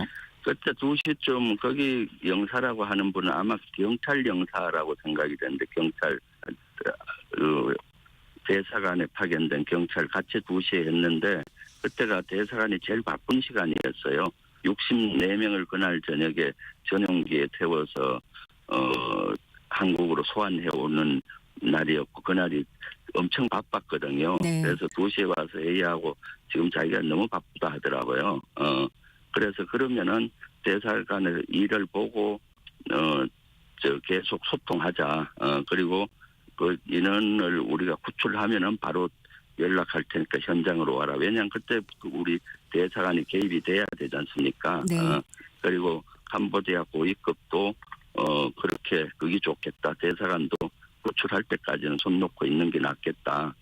그쪽 길 보세요 해서 그 표현이 이제 빼달라 이런 거는 바빠서 좀 빼달라는 그런 거였지. 아, 네. 잠시. 네. 그런데 이제 그런 것들 아마 그분도 페이스북 쓰신 분도 누구를 통해서 그런 얘기를 들었겠죠. 그러면서 여기 또 좀 오해가 있지 않나 싶습니다. 그리고 네. 나서 구출 작전이 끝나고 나서 바로 우리 대사관 경찰 영사를 불러서 자초지정을 하고 그 다음날 면담 갈 때 같이 갔거든요. 네. 왜냐하면 그때부터는 대사관 우리 경찰이 케어를 해야 되지 않습니까? 네. 정식으로 소환 작업부터 해서 네 그렇게 돼서 그런 오해들이 좀 있었던 것 같아요. 알겠습니다. 지금 구출하신 분에 대해서 이 분은 용의자에 가까운 사람이다라고 이제 주장하시는 분이 있습니다. 이런 주장이 나온 이유 중에 하나가 송환되신 64명도 지금 일단은 캄보디아 당국에 구금이 됐던 일종의 피의자 시인 상황인데 이게 지금 현재 논란이 되고 있는 게 피해자이냐 피의자이냐 이런 이중적인 그런 부분을 지적하는 목소리들이 있는데요. 어떻게 봐야 될까요?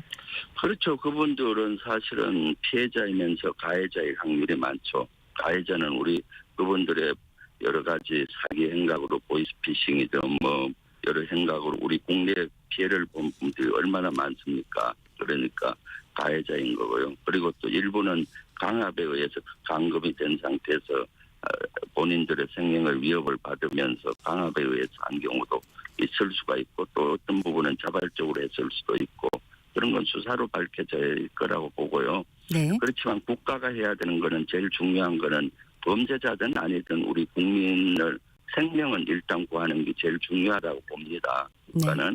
그리고 생명을 구하고 구출하고 나서 국내에 들어와서 수사를 통해서 시시비비를 가지고 거기에 대한 법적 응당한 책임을 지워야 되는 거죠. 그리고 법적 책임이 끝나면은 다시 보통 사람으로 정상적인 생활을 하도록 국가가 도와야 된다라고 저는 봅니다. 그래서 이번에는 저는 첫 번째 관점은 우리 국민 하나라도 생명을 구해야 된다. 그리고 어느 루트가 가장 빨리 구할 수 있느냐 그런 거에 가장 관심을 가지고 본신의 노력을 했던 겁니다. 이거 네. 사실은 뭐 정치쇼라고 하는 비난하는 분이 있는데 저는 39년 동안 우리 청년들과 국가와 나라를 지켰는데 그 청년들이 위기에 빠져 있고 자식을 둔 애비로서 자식이 그렇다 상황이면 만사 제끼고 가서 구출하는 게 우선이 아니겠습니까? 범죄자든 아니든 간에. 네. 그렇게 국가의 책무를 다시 한번 생각을 했으면 좋겠습니다. 네.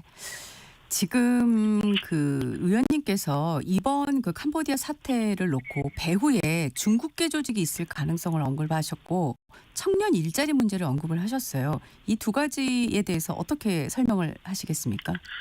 가서 실태를 확인해 보니까 거기 뭐 중국계도 있고 여러 대규모 조직으로 구성이 돼 있더라고요. 저는 보이스피싱이나 사이버 범죄가 소규모 있는 줄 알았는데 네. 그런 대규모의 어떤 조직이 아주 많은 것 같았어요. 네. 그리고 꼭 뭐 중국만이 아니라 중국이 많은 것 같고 여러 국제 범죄화돼 있다라는 생각이 들었고요. 그래서 캄보디아 정치권 상하원 간에도 얘기를 나눴을 때 이것은 단순히 두 국가의 문제가 아니라 초국가적인 문제다. 그래서 이건 협력을 해서 발본색원을 해야만이 서로 관계도 좋아지고 대한민국 국민이든 캄보디아 국민이든 피해가 없다. 우리 동포도. 네. 그런데 서로 의사를 동의했고요. 그런 앞으로 활동을 할 예정입니다. 청년 일자리 문제가 이번 사태에서 얼마나 어떻게 작용했다 보십니까? 이번에 봤을 때 3명도 제가 구출한 3명도 확인해 봤을 때 비정규직이었거든요. 알바로 전전을 했습니다. 네. 사실 청년들이 정규적인 일자리가 있고 그런 게 있었다면 그런 유혹에 빠질 확률이 적잖아요. 네. 그래서 이것은 단순히 그렇게만 볼 게 아니라 저는 이번에 청년들의 일자리 문제 이건 너무나 심각하고 정치권에서 해결을 해야 되겠구나라는 생각을 했습니다. 그런 유혹에 빠지지 않도록 좋은 일자리를 만들고 또 여러 가지 보장을 해야 되겠다는 걸 했고요. 그래서 이재명 정부에서도 사실 청년들에게 생활보장이라든가 일자리를 구하는 프로그램이라든가 이런 것들을 추진하고 있거든요. 그런 것들에 대해서 저는 정치를 하면서 더 관심을 가져야 되겠다. 정치가 국민의 삶을 책임지고 특히 청년의 삶을 책임을 져야 되겠구나 하는 것을 아주 뼈저리게 느끼고 앞으로 그런 활동에 좀 더 관심을 갖고 매진할 예정입니다. 네. 코리안 데스크 관련해서 좀 질문을 드리고 싶은데요. 합동수사 TF를 지금 꾸리려고 하고 있는데 일각에서는 캄보디아 고위층들과 범죄 조직의 결탁 부분을 지적을 하면서 이 합동수사 TF가 성과가 어려울 것이다. 이런 관측을 내놓고 있는데 어떻게 보십니까? 저는 그 합동수사 TF가 효과가 있을 거라고 봅니다. 지금은 우리 경찰관 3분이 우리 대사관에만 파견돼 있거든요. 네.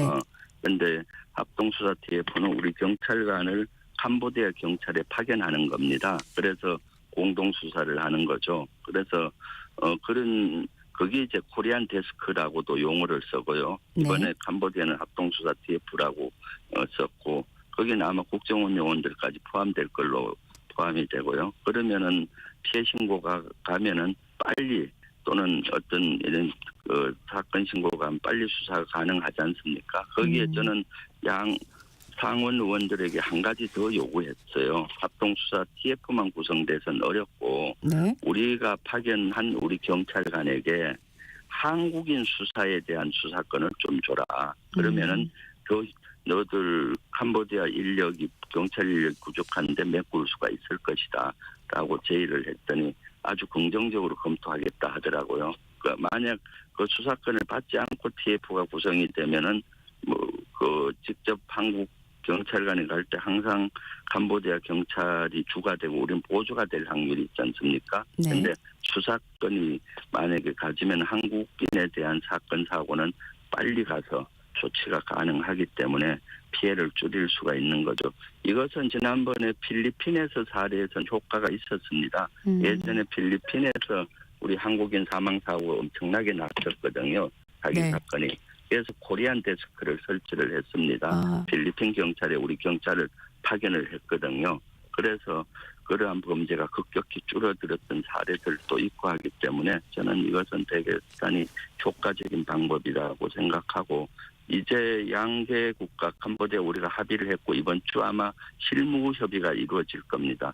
구체적인 어떤 절차로 임무를 수행하고 어떤 역할을 서로 분담할지 그런 것들을 하기 때문에 대단히 발빠르게 지금 이재명 정부가 사이버 범죄를 퇴치하기 위해서 노력하고 있다라는 걸 알아주시면 좋을 것 같네요. 네. 군사적 조치가 거론되는 것에 대해서 의원님께서는 고려할 대상이 아니고 외교적으로 풀어야 한다고 말씀하셨는데요. 어떤 이유일까요?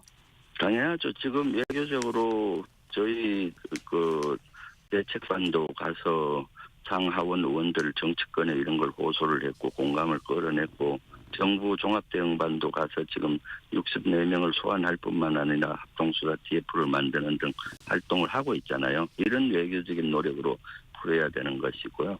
군사적 조치를 얘기하신 분은 개인적인 의견이고 우리 민주당이나 정부의 의견은 전혀 아니라고 생각이 듭니다. 네. 국민의힘 주진우 의원이 보이스피싱 조직의 보스가 모두 중국이다. 중국인 범죄와의 전쟁을 선포해야 한다 주장을 내놓고 있는데 어떻게 보십니까? 그것은 진짜로 아무 말이나 막 하는 말잔치라고 봅니다. 이렇게 나면은 중국과 전쟁하겠다는 겁니까?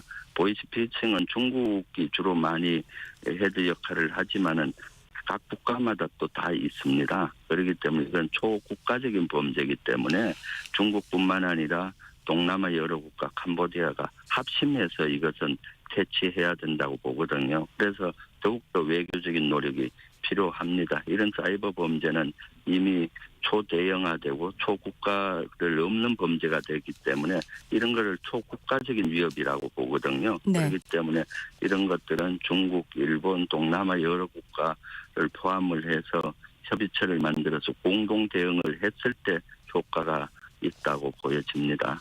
알겠습니다. 시간상 이게 마지막 질문이 될 것 같습니다. 지금 에이펙 정상회의가 이제 대략 열흘 앞으로 다가왔고 지금 관세 관련한 협상이 숨가쁘게 전개가 되고 있는데요. 김용봉 정실시장이 어제 귀국을 하면서 상당한 의견 일치가 있었고 에이펙 계기에 타결 가능성이 높다고 말을 했습니다.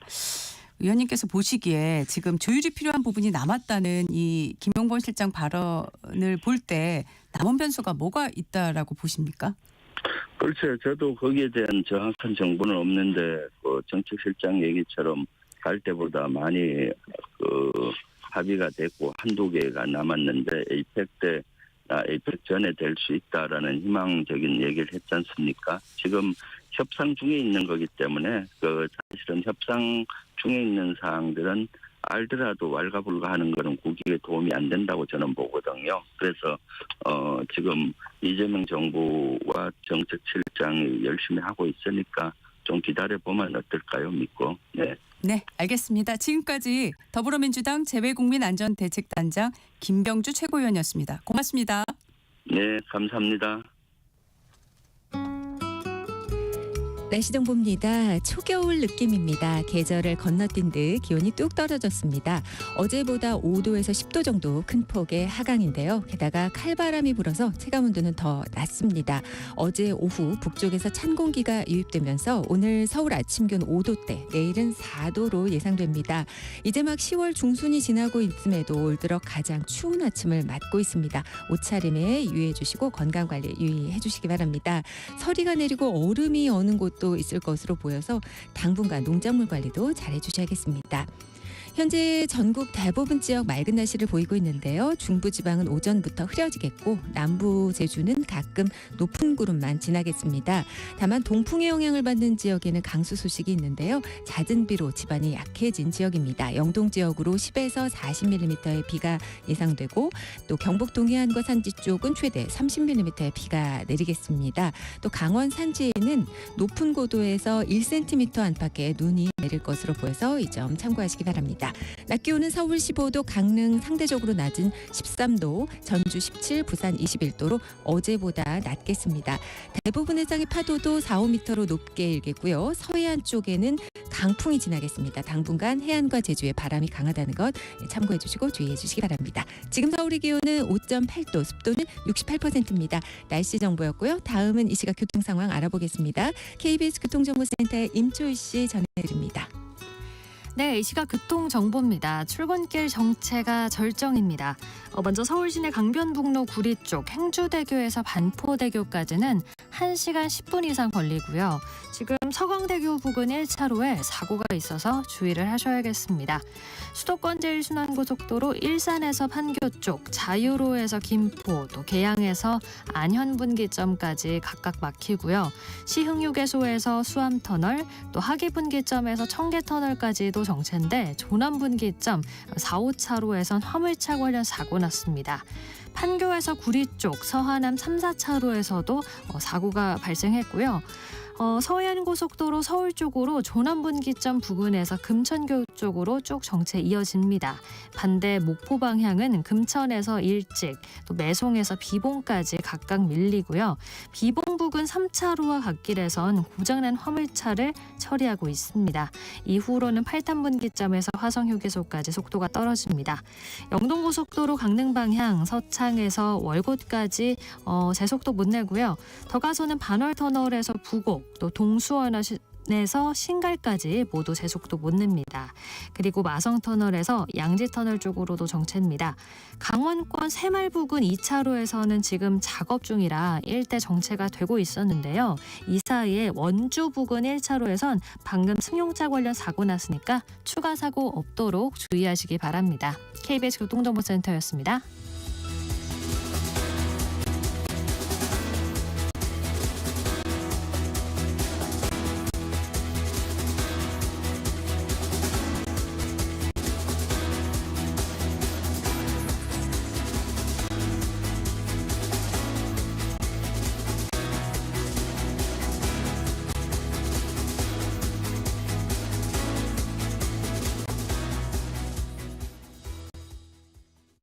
잠시 후 8시 반부터 일부 지역국에서는 해당 지역 방송을 보내드립니다. 워렌 버핏은 가치 투자, 펠리 피셔는 성장주 투자, 피터 린치는 장기 투자. 방법은 달라도 목표는 하나. 성기영의 경제쇼가 성공의 길로 안내합니다. 깊이 있게, 명쾌하게, 지금 이 시대 경제에 관한 모든 것을 알려드립니다.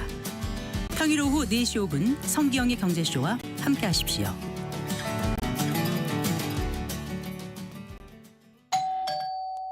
편지 왔습니다. 퇴근길 지친 당신에게 힘이 되는 뉴스를 전해드립니다. 매일 저녁 5시 5분 당신과 함께 읽는 세상 이야기 KBS 1라디오 뉴스레터 K.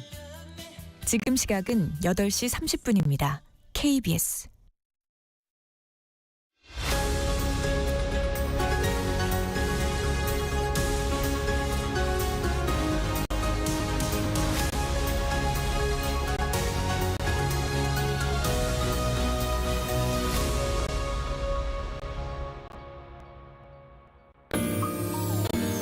대한민국 중심 채널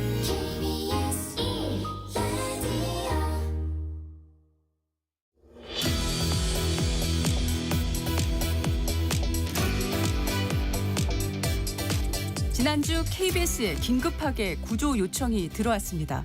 자신이 캄보디아에 감금돼 있는데 곧 탈출할 수 있을 것 같다며 도움을 줄 수 있냐는 제보였습니다. 캄보디아에서 탈출에 성공한 피해자를 만나 귀국길을 동행한 KBS 이윤우 기자 지금 스튜디오에 나와 있습니다. 어서 오십시오. 네, 안녕하세요. 네. 캄보디아 현지 취재를 어떻게 가게 됐는지부터 좀 설명을 해주시죠. 네, 뭐 말씀해 주셨다시피 저희가 이제 약 일주일 전쯤인데요. 회사로 먼저 제보가 왔어요. 한 남성분인데 자기가 지금 캄보디아 범죄단체에 갇혀 있다. 그래서 뭐 탈출할 수 있을 것 같은데 KBS에서 좀 신원이 확인된 분, 뭐 기자나 뭐 직원이 좀 도움을 줄 수 없겠냐 이렇게 먼저 제보가 온 거예요.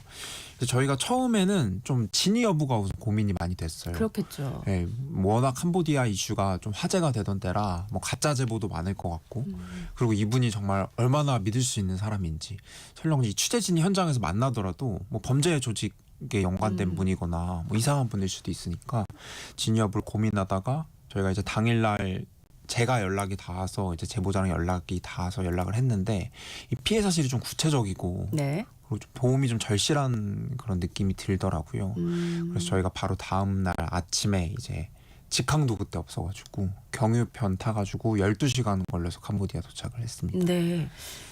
현지에서 만난 제보자가 어떤 상황이었습니까?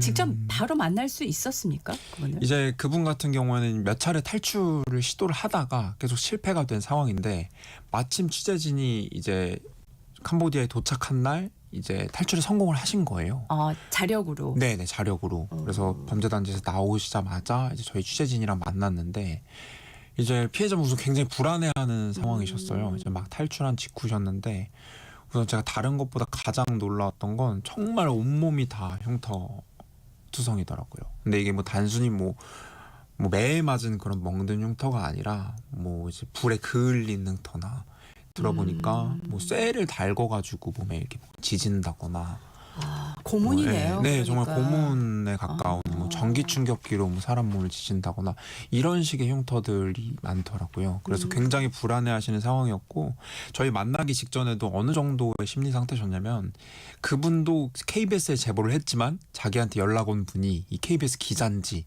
설령 자기를 어떤 속이는 어떤 사람인지 믿질 못하시더라고요. 그래서 뭐 처음에는 명함 보내줄 수 있겠냐 싶어서 명함 보내드렸고 두 번째는 이제 기자들은 네이버에 이름을 치면 얼굴이 나오잖아요. 그래서 뭐 그 셀카 사진, 그러니까 내 사진을 찍어서 보내줄 수 있겠냐. 대조 작업을 하겠다는 생각이셨군요. 비교해 보려고. 네. 그리고 저희가 캄보디아 도착했을 때는 뭐 캄보디아 현지에서 사진을 찍어줄 수 있겠냐. 이 정도로 좀 불안하시는 그런 상황이었습니다. 이분이 캄보디아에 얼마나 구금이 된 걸로 파악을 하고 계신가요? 이분 같은 경우에는 지난 8월에 이제 가셔가지고 사실 개월 수로는 2달이 좀 안 되는 시간이었어요. 네. 근데 그 2달 동안 이제 돌고 돌은 범죄단지만 4곳을 도셨대요. 4곳을요? 그러니까 이게 시스템이 한 범죄단지에 이제 갔다가 거기서 뭐 요구를 잘 안 듣거나 뭐 시키는 일을 잘 안 하거나 이러면 또 더 열악한 범죄 단지로 다시 팔려가게 된다는 거예요. 아, 돈을 받고 팔려가는 겁니까? 네, 이제 돈을 받고 이제 돈을 받고 뭐 이제 그분 같은 경우에는 뭐 중국인 총책이 있는 조직에 그리고 또 한국인이 운영하는 조직에 이렇게 여러 차례 좀 팔려가다가 이제 마지막에 4번째 단지에서 탈출을 한 건데 이제 네. 그분이 전에 듣기로는 이 범죄 조직이 팔려가는 것도 순서가 있대요.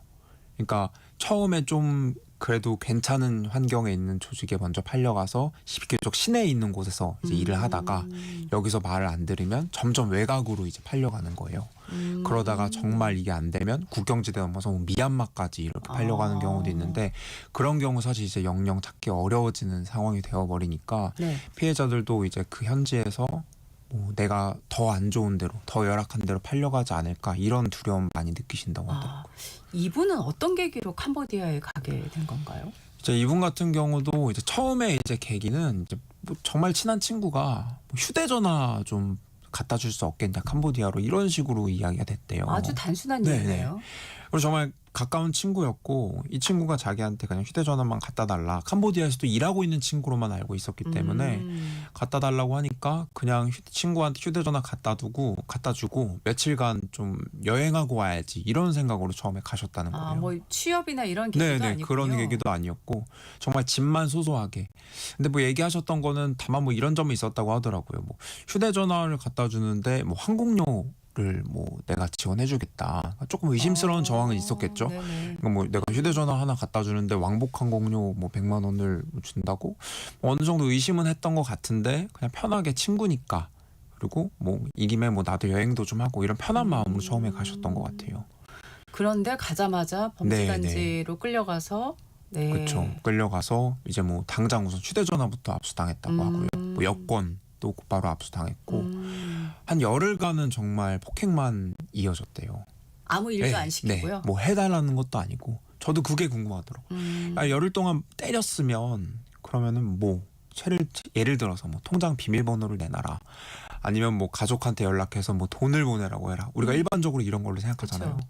근데 정말 열흘간 때리기만 했다는 거예요. 아까 말씀드린 것처럼 고문하고. 그러니까 그게 다 이 뒤에 어떤 일을 시키기 위해서 고분고분하게 만들려고 정신 상태를 그렇게 피폐하게 만들려고 계속 그렇게 구타 가혹행위를 했던 것 같아요. 아, 참 들으면 들을수록 정말 생각할 수 없는 일이 지금 벌어지고 있는데 네. 구조 얘기로 넘어가 볼게요. 네네. 이분이 왜 KBS에 구조 요청을 보낸 건가요? 이거 저희도 굉장히 안타까운 부분인데요. 우선 이제 현지 피해자분들 저희가 이분 외에도 다른 분들 만나뵈면 이 현지에 있는 이 공권력에 대한 불신이 굉장히 크더라고요. 아. 대표적으로 우선 현지 경찰들에 대한 불신이 굉장히 캄보디아 컸고. 경찰. 네네. 네. 이제 경찰 같은 경우에는 뭐 피해자들 사이에서 도는 이야기가 뭐 이제 본인 외에도 그 범죄 단지에 갇혀 있는 분들이 계실 거 아니에요. 네. 근데 뭐 어떤 사람이 탈출을 했는데 현지 경찰서에서 다시 팔려왔다더라. 뭐 끌려왔다더라. 이런 얘기를 계속 풍문으로 들으시는 거예요. 그러니까 그게 확인된 사실은 아니지만 네네. 현지 경찰들이 뭐 돈을 받고 다시 조직에 넘겼다더라. 이런 이야기를 들게 되니까 우선 현지 경찰서 가는 굉장히 꺼리게 되시고요. 네. 그리고 대사관을 사실 찾아가는 것도 정말 쉽지 않은 게 이분들이 뭐 휴대폰도 뺏기고 수중에 돈도 없는 상태로 탈출을 하는 거잖아요. 그러니까 내가 범죄 단지를 나왔어도 지금 내가 있는 위치가 어딘지 대사관 위치가 어딘지 이런 걸 알 수가 없는 거예요. 뭐 이제 우리가 일반적으로 생각할 때는 아니 길 가는 차 잡아가지고 대사관으로 가달라고 하면 되는 거 아니야? 이런데 정말 외곽 지역에서는 언어도 우선 안 통하고요. 그리고 저희가 현지 가보니까 생각보다 그렇게 길에 차가 많은 환경도 아니에요. 한국처럼 이렇게 네네. 통행량이 많거나 인적이 네네. 많거나 이런 상황도 그런 아니다. 상황이 아니어서 네. 네네. 대사관의 도움을 이제 찾아가서 요청하기도 어렵고 이러다 보니까 뭐 내가 탈출 직후에 나를 만나서 내가 공항으로 갈 때까지 좀 나를 보호해 줄 수 있는 그런 것이 필요한데 네. 찾다가 제 생각에는 이런 언론에까지 도움을 요청했던 게 아닌가 싶고요. 네. 그분 같은 경우에도 워낙 불안한 상황에서 어디라도 그냥 도움을 요청하려고 KBS에 연락하셨다 그렇게 이야기하시더라고요. 근데 저희 제보 시스템이 이제 이런 SNS를 통해 가지고 맞습니다. 받는데 이분이 네네. 그거를 어떻게 접속을 할 수 있는 수단이 있었나요? 이제 그분 같은 경우에는 계속 휴대전화를 뺏겨서 못 쓰다가 마지막 이제 탈출 직전에 있었던 범죄 단지에서는 잠깐 동안 휴대전화를 쓸 수 있는 시간이 있었대요. 아, 그래요?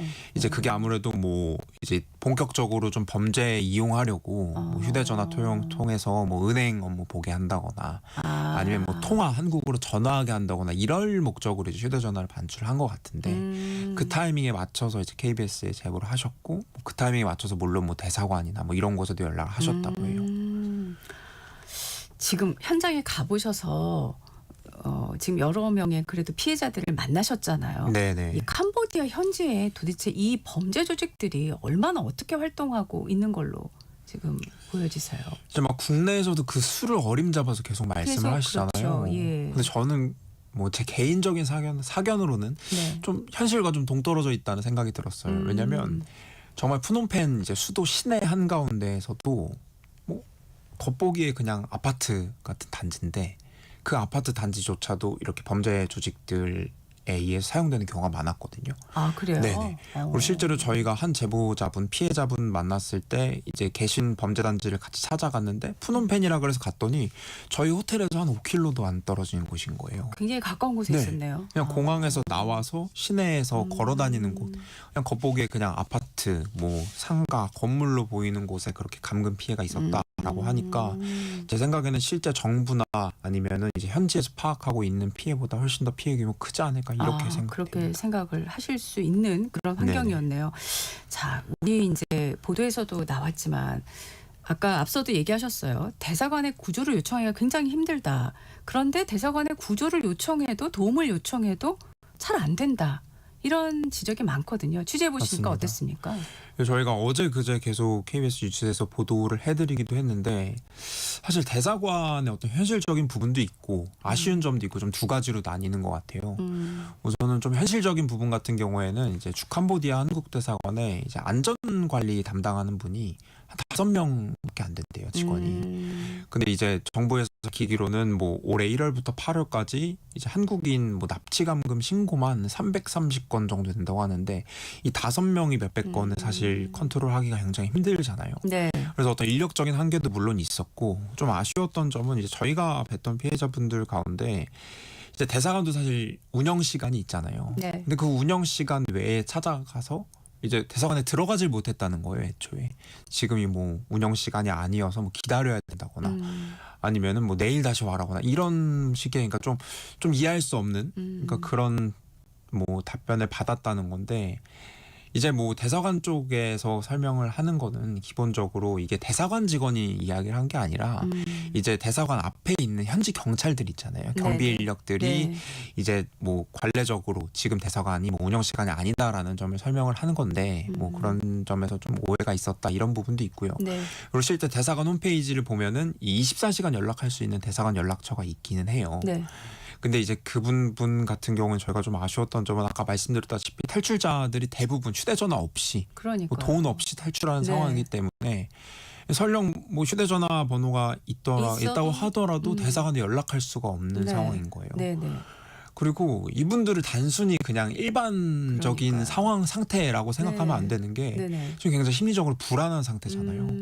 그러니까 뭐 기자도 하다못해 대사관 앞에서 내가 입장을 들어가질 못하면 어떻게 해야 되지? 이런 게 고민되는 상황인데 이제 막 지금 범죄 단지에서 피해를 받다가 대사관 앞으로 온 분들이 이성적으로 이럴 때는 뭐 연락처를 찾아봐야겠다. 주변에 핸드폰을 빌려줄 사람을 찾아봐야겠다. 이 경비 인력한테 내가 사정 해봐야겠다. 이런 생각이 사실 쉽게 들지 않는 거예요. 그렇죠. 네. 일반적인 영사 업무 차원으로 접근해서는 안 되겠다는 생각이 일단은 들어요. 네네. 지금 우리 이 상황이 지금 커지면서 사실 이제 캄보디아 교민들이 많이 사실 피해자들을 도와주시고 그렇죠. 네네. 이번에도 뭐 그 현지 대응을 위해서 가신 분들도 사실 캄보디아 교민들이 많이 협조 체계를 구축해서 도와주고 있다고는 하는데 이 건으로 인해서 교민 사회에 사실 우려, 피해도 있을 것 같다는 생각이 들어요. 어떻습니까? 저희가 현지 교민분들도 좀 많이 만나 뵀는데 교민들 가장 걱정하시는 거는 지금 현지에서 범죄가 일어나는 건 대부분 좀 외국인들 대상으로 외국인들이 주도해서 일어나는 범죄인 경우가 많거든요. 그러니까 저희가 보도에서도 많이 언급했듯이 뭐 중국인 총책이 등장한다거나 뭐 실제 가해자도 한국인 경우 이런 경우 굉장히 많은데 지금 이 캄보디아 범죄 단지 이렇게 이어지다 보니까 이 캄보디아에 대한 인식 자체가 기본적으로 너무 나빠진다는 거예요. 네.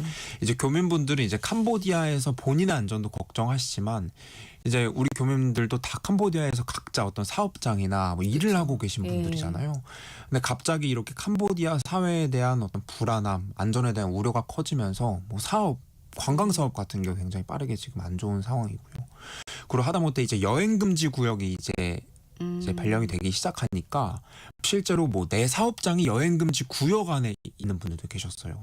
저희가 파악하기로는 어떤 분이 이제 복호산이라고 이제 범죄 단지가 모인 그런 국립공원이 있었는데 그 안에 있는 어떤 농장에 투자를 하신 분이 있는데 그 여행 금지가 발령되고 나서 실제 자기가 투자했음에도 그 산에 가볼 수가 없는 거예요. 그러니까 그런 식으로 이제 금전적인 피해가 우선 계속되고 그리고 캄보디아에 대한 어떤 인식이 계속 안 좋아지면서 캄보디아 내에서도 아니 왜 한국에서는 자꾸 우리들한테 뭐라고 하냐, 이게 외국인 대상 범죄고 외국인들이 주도하는 범죄인데 우리들한테 계속 이렇게 항의를 하냐. 그래서 실제로 한국에 대한 반감도 안에서 굉장히 있는 상황이래요. 그러다 보니까 교민들도 그 안에 생활하기가 굉장히 어렵다고 합니다. 네. 앞으로 이 사태가 쉽사리 가라앉지는 않을 것 같은데요. 앞으로도 계속 후속 취재도 부탁드리겠습니다. 네, 알겠습니다. 지금까지 KBS 이은우 기자였습니다. 고맙습니다. 네, 감사합니다. 전격시사 날씨 듣고 돌아오겠습니다. 날씨 정보입니다. 당분간 아침 낮을 초겨울 추위가 이어지겠습니다. 오늘 서울의 아침 최저 기온은 5.3도로 기록됐습니다. 평년보다 4.8도가 낮았고요. 어제보다는 대부분 지역 5도에서 10도 크게 떨어졌습니다. 내일은 서울의 아침 기온 4도로 올 들어 가장 낮은 기온이 될 것으로 예상됩니다. 서리가 내리고 얼음이 오는 곳까지 있을 것으로 보여서 각별한 주의가 필요하겠습니다. 오늘 중부와 경북은 지금 맑은데 점차 흐려지겠고요. 남부지방은 가끔 높은 구름만 지나겠습니다. 영동지방 지금 약하게 비가 내리고 있는데 10에서 40mm의 비가 하루 동안 예상됩니다. 지반이 약해진 지역입니다. 산사태 등에 유의해 주시고요. 그 밖에 영동, 동해안과 또 경북 산지 쪽 최대 30mm, 강원 산지에는 1cm의 눈이 예상됩니다. 오늘 낮 기온은 서울 15도, 전주 17도 등 11에서 22도 분포가 되겠고요. 강풍이 해안과 제주로 몰아치고 있습니다. 서해안에는 강풍특보가 내려져 있어서 이 점도 참고하시기 바랍니다. 당분간 동해안에는 너울성 파도까지 높겠습니다. 지금 서울의 기온은 6.1도입니다. 지금까지 날씨 정보의 강혜종이었습니다.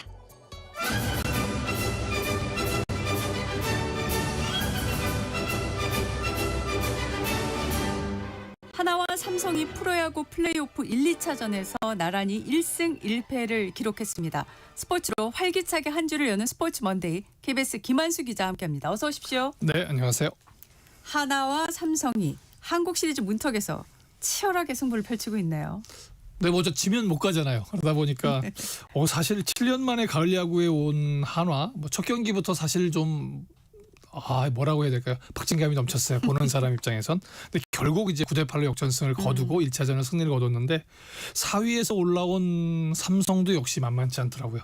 특히 어제 경기 같은 경우에는 1회 하나한테 미리 그 홈런을 맞았잖아요. 네. 그래서 리베라토의 홈런을 맞고 났으면 이거 기세가 조금 하나 쪽으로 기우는 거 아닌가 싶었는데 3회가 되니까 달라지더라고요. 말로 기회를 만들고 났을 때 사실 그 구자욱 선수의 2루 땅볼 잘못했으면 뭐랄까 좀 불상사를 만들 뻔했는데 득점으로 연결이 돼서 1대1 동점됐고 그 다음에 이제 삼성이 내놓은 최고의 타자 디아즈 선수가 2루타 치고 또 김영욱 선수가 2타점 적시타를 쳐서 단번에 4대1로 뒤집었어요. 그 뒤집은 상황에서 회복이 좀 돼야 되는데 최원태 선수마저 마운드에서 잘 던져버리니까 삼성이 뭔가 좀 체계를 갖추는 모습을 보여줬고 그래서 7대3으로 승리를 거뒀습니다. 한화 입장에서는 1차전에서 1선발 폰세가 17승 1패를 거뒀던 정규리그 최고의 투수인데 거의 한마디로 무너졌잖아요. 거기다가 와이스 4이닝 못 버티고 내려갔죠. 그래서 사실 지금 한화가 오히려 더 위기의 입장입니다. 그리고 또 사실 이제 구자욱 선수하고 폰세 선수하고 이제 신경전 벌이는 거 많이 보셨을 거예요. 네네. 뭐 폰세 선수 입장에서는 피치 클락을 최대한 활용한 거고 사실 그것도 전략이거든요. 근데 또 이제 이것을 비난하면서 상대의 신경을 거슬리는 야말로 논란을 삼는 것도 또 하나의 전술이란 말이에요. 그렇다 보면 야 수싸움 역시 치열하게 진행되고 그러네요. 있구나 이렇게 느껴지는데 내일 이제 대구에 3차전이 벌어집니다. 이제 KBS ETV에서 중계할 예정인데 한화는 류현진 뭐. 믿음직한 투수이면서 한편으로는 좀 걱정되는 투수이고요. 삼성은 후라도 역시 믿음직한 투수인데 역시 걱정되는 투수이기 때문에 3차전의 행방은 아무래도 이번 경기를 쭉 지켜보면 타자들이 가르지 않을까 싶어요. 점수들이 너무 많이 나고 있기 때문에 그럴 것 같습니다. 네. LA 다저스의 오타니 쇼헤이 선수. 정말 만화를 연상시키는 그런 플레이로 메이저리그 가을 야구를 수놓고 있네요. 이런 선수가 있었다는 게 되게 신기하고요. 사실은 요즘 뭐 흔히 말해서 이제 오타니 쇼헤이 선수가 처음 나왔을 때 홈런을 치는 순간에 오타니 쇼타임 이렇게 불렀잖아요. 네. 근데 정말 진정한 쇼타임이 지난 챔피언 시리즈 4차전 미러키와의 경기에서 벌어졌는데 선발 투수로 등판했어요. 근데 마운드에서 세 타자를 삼진으로 잡고 바로 글러브를 놓고 배트를 잡고 이제 타석에 들어섰는데 첫 타석 홈런입니다. 리드오프 홈런이라고 하잖아요. 홈런 치면서 사상 첫 선두타자 홈런을 친 투수가 됐고요. 4회에 또 하나 넘겼어요. 그러는 순간에 이제 뭐 사실 나중에 경기가 이제 5대1로 끝났기 때문에 이 두 번째 홈런을 치는 순간에 결승타를 친 거잖아요. 그렇게 된 상황이고 또 7회 홈런 하나 쳤고 또 마운드에서도 삼진을 10개나 잡았어요. 그러니까 10개의 삼진을 잡고 3개의 홈런을 친 최초의 선수. 이제 아까 만화 말씀하셨는데 만화를 만약에 이렇게 그린다 그러면 아마 팬들의 관심이 없을 거예요. 뭐 저렇게 만화를 재미없게 그려. 이렇게 주인공 하나가 모든 걸 다 몰아서 치지? 이런 느낌이었을 텐데 개연성 떨어진다고 지적받을 것 같습니다. 네, 그럴 수 있습니다. 그래서 아무튼 그 메이저리그닷컴에서 얘기한 것처럼 야구에서 가장 위대한 쇼를 펼치면서 팀을 2연속 월드시리즈 진출시켰어요. 이제 월드시리즈에서 어떤 모습을 보여줄지 지금 상황 보면 한 번 더 선발 등판할 가능성도 있거든요. 네. 그런데 만약에 그 경기에서 또 이렇게 승리 투수가 되고 홈런을 친다고 한다면 네. 정말 제대로 된 이도류 그런 전형을 오래 찍는 그런 선수가 되지 않을까 싶습니다. 네. 축구 얘기로 넘어가 보겠습니다. 손흥민 선수가 2025 시즌 마지막 경기에서 시즌 9호 골 터뜨렸네요. 네, 콜로라도 원정 경기였는데요. 0대0으로 이제 팽팽히 맞서던 전반 42분에 골을 넣었는데 골 넣는 상황이 너무나 멋있습니다. 부한가 선수가 밀어주고 두 수비수가 딸려가는데 거의 각도가 없는 상황에서 골키퍼까지 손을 쓸 수 없는 상황으로 왼발 강한 슈팅을 넣어서 선제골을 넣었거든요. 그 장면, 그 다음 장면이 되게 재밌습니다. 콜로라도 선수가 네. 손흥민 선수를 놓치고 나서 땅을 치고 막 분노를 하거든요. 네. 근데 그 선수 예전에 아스날에 있었던 선수예요. 그래서 그래요? 손흥민 선수를 막기 위해서 이렇게 그 손흥민 선수를 과격하게 가격을 해서 퇴장을 당했던 로폴링이라는 선수거든요. EPL에서도 못 맞고 MLS에 와서도 못 맞고 그다음 뭔가 좀 악연이 있는 또 하나의 스토리가 나오지 않을까 싶고요. 네. 손흥민 선수 아까 말씀하신 것처럼 개인적으로 9호 골이고요. 8월에 합류했는데 10경기에서 9골 넣고 도움 3개. 경기당 1.2개의 공격 포인트를 올리는 굉장한 선수. 거기다가 그 이번 골이 MLS 그 LAFC의 MLS 500호 골이에요. 그러니까 새로운 기록을 내는 그런 주인공도 됐고 이런 거 봐서는 뭐 내년 시즌에는 부한가 선수가 이번에 메시 선수하고 이렇게 득점왕 경쟁을 펼쳤잖아요. 네네. 이 정도 페이스라면 내년에는 손흥민 선수도 여기 가세할 가능성이 높고요. 메시가 최종전에서 해트트릭을 하면서 29골로 3년 만에 득점왕에 올랐거든요. 네. 29골 손흥민 선수 내년에 한번 도전해볼 만한 기록이 아닌가 싶습니다. 네, 그렇게 보여지네요. 네. 국내 프로축구 우리 신태용 전 감독과 울산 구단 그리고 선수단과의 갈등이 잘 안 가라앉아요. 네, 뭐 신태용 감독도 서운했을 거고 선수들이나 울산도 좀 아쉬움이 남았을 텐데 좀 잠잠해질만 했는데 이청용 선수가 그 골을 넣고 하필이면 세리머니를 했는데 골프 세리머니였어요. 그 골프백 사건을 빚은 신태용 감독을 겨냥한 거 아니냐. 그래서 사실 어떻게 보면 울산 팬들의 입장에서는 뭐 한편으로는 속이 후련하다 이런 팬들도 있었고 또 한편에서는 야 그래도 이건 전임 감독에 대해 선을 넘는 행동이 아니냐 이렇게 서로 주고받으면서 이런 장면이야말로 팀 분위기를 보여주는 정말 다 망가진 팀 분위기를 보여주는 전형적인 장면이 아닌가 싶다 이런 평가를 받았는데요. 이 장면 때문에 그 지난해 승강 플레이오프까지 가서 아니 올해 이제 우승을 확정지은 전북 현대의 우승. 어떻게 보면 그 스토리도 굉장히 주목할 만한 스토리인데 이런 우승 스토리가 가려지는 좀 안타까운. 그래서 K리그 전체로는 좋은 이미지를 조금 잃어버리지 않나 싶습니다. 네. 부산 전국체전 사격에서 피말리는 승부가 계속되고 있다고요? 어떤 내용일까요? 네, 일단 여자 일반부 25m 권총은 그 역대 올림픽 메달리스트들의 맞대결이 펼쳐졌어요. 파리 올림픽에서 25m 공기권총 금메달을 딴 양지인 선수. 그다음에 우리 그 올림픽 100번째 메달을 땄던 10m 공기권총의 오해진 선수. 그리고 2012년 런던 올림픽에서 메달을 땄던 김장미 선수. 세 선수가 붙었는데 1, 2, 3차전에서 1, 2, 3위가 모두 아슬아슬했었어요. 근데 양지인, 고은, 오해진, 그러니까 김장민 선수가 탈락하고 갔었는데 마지막에 좀 이상한 사태가 벌어졌습니다. 오해진 선수는 3위로 처진 상황에서 양지인 선수하고 고은 선수가 마지막 결승전에 올랐어요. 그런데 첫 발을 쏘고 나서 고은 선수의 총이 약간 이상을 일으킵니다. 그 사이에 양지인 선수는 5발을 모두 명중시키고 예, 그 총을 다시 고쳐서 시작한 고은 선수가 2발을 미스하면서 결국 양진 선수가 우승을 했는데 올림픽 메달리스트 2 선수가 새로운 선수에게 잡힐 뻔한 그런 일이 벌어졌고요. 또 그 여자 고등부 공기손총 10m에서는 그 반효진 선수 파리 올림픽에서 그 고교생 메달리스트잖아요. 근데 1년 후배인 최예인 선수에게 잡혔어요. 그래서 동메달 따고 끝나고 또 최예인 선수한테만 잡혔으면 괜찮은데 선아연이라고 하는 또 새로운 다크호스가 등장했습니다. 그러다 보니까 이제 여자 고등학교 그 공기 소총 부분은 올림픽에 가기보다 국내 선발전을 통과하기 더 어렵다는 얘기가 진짜 다시 한번 나올 것 같습니다. 양궁하고 비슷한 것 같습니다. 네.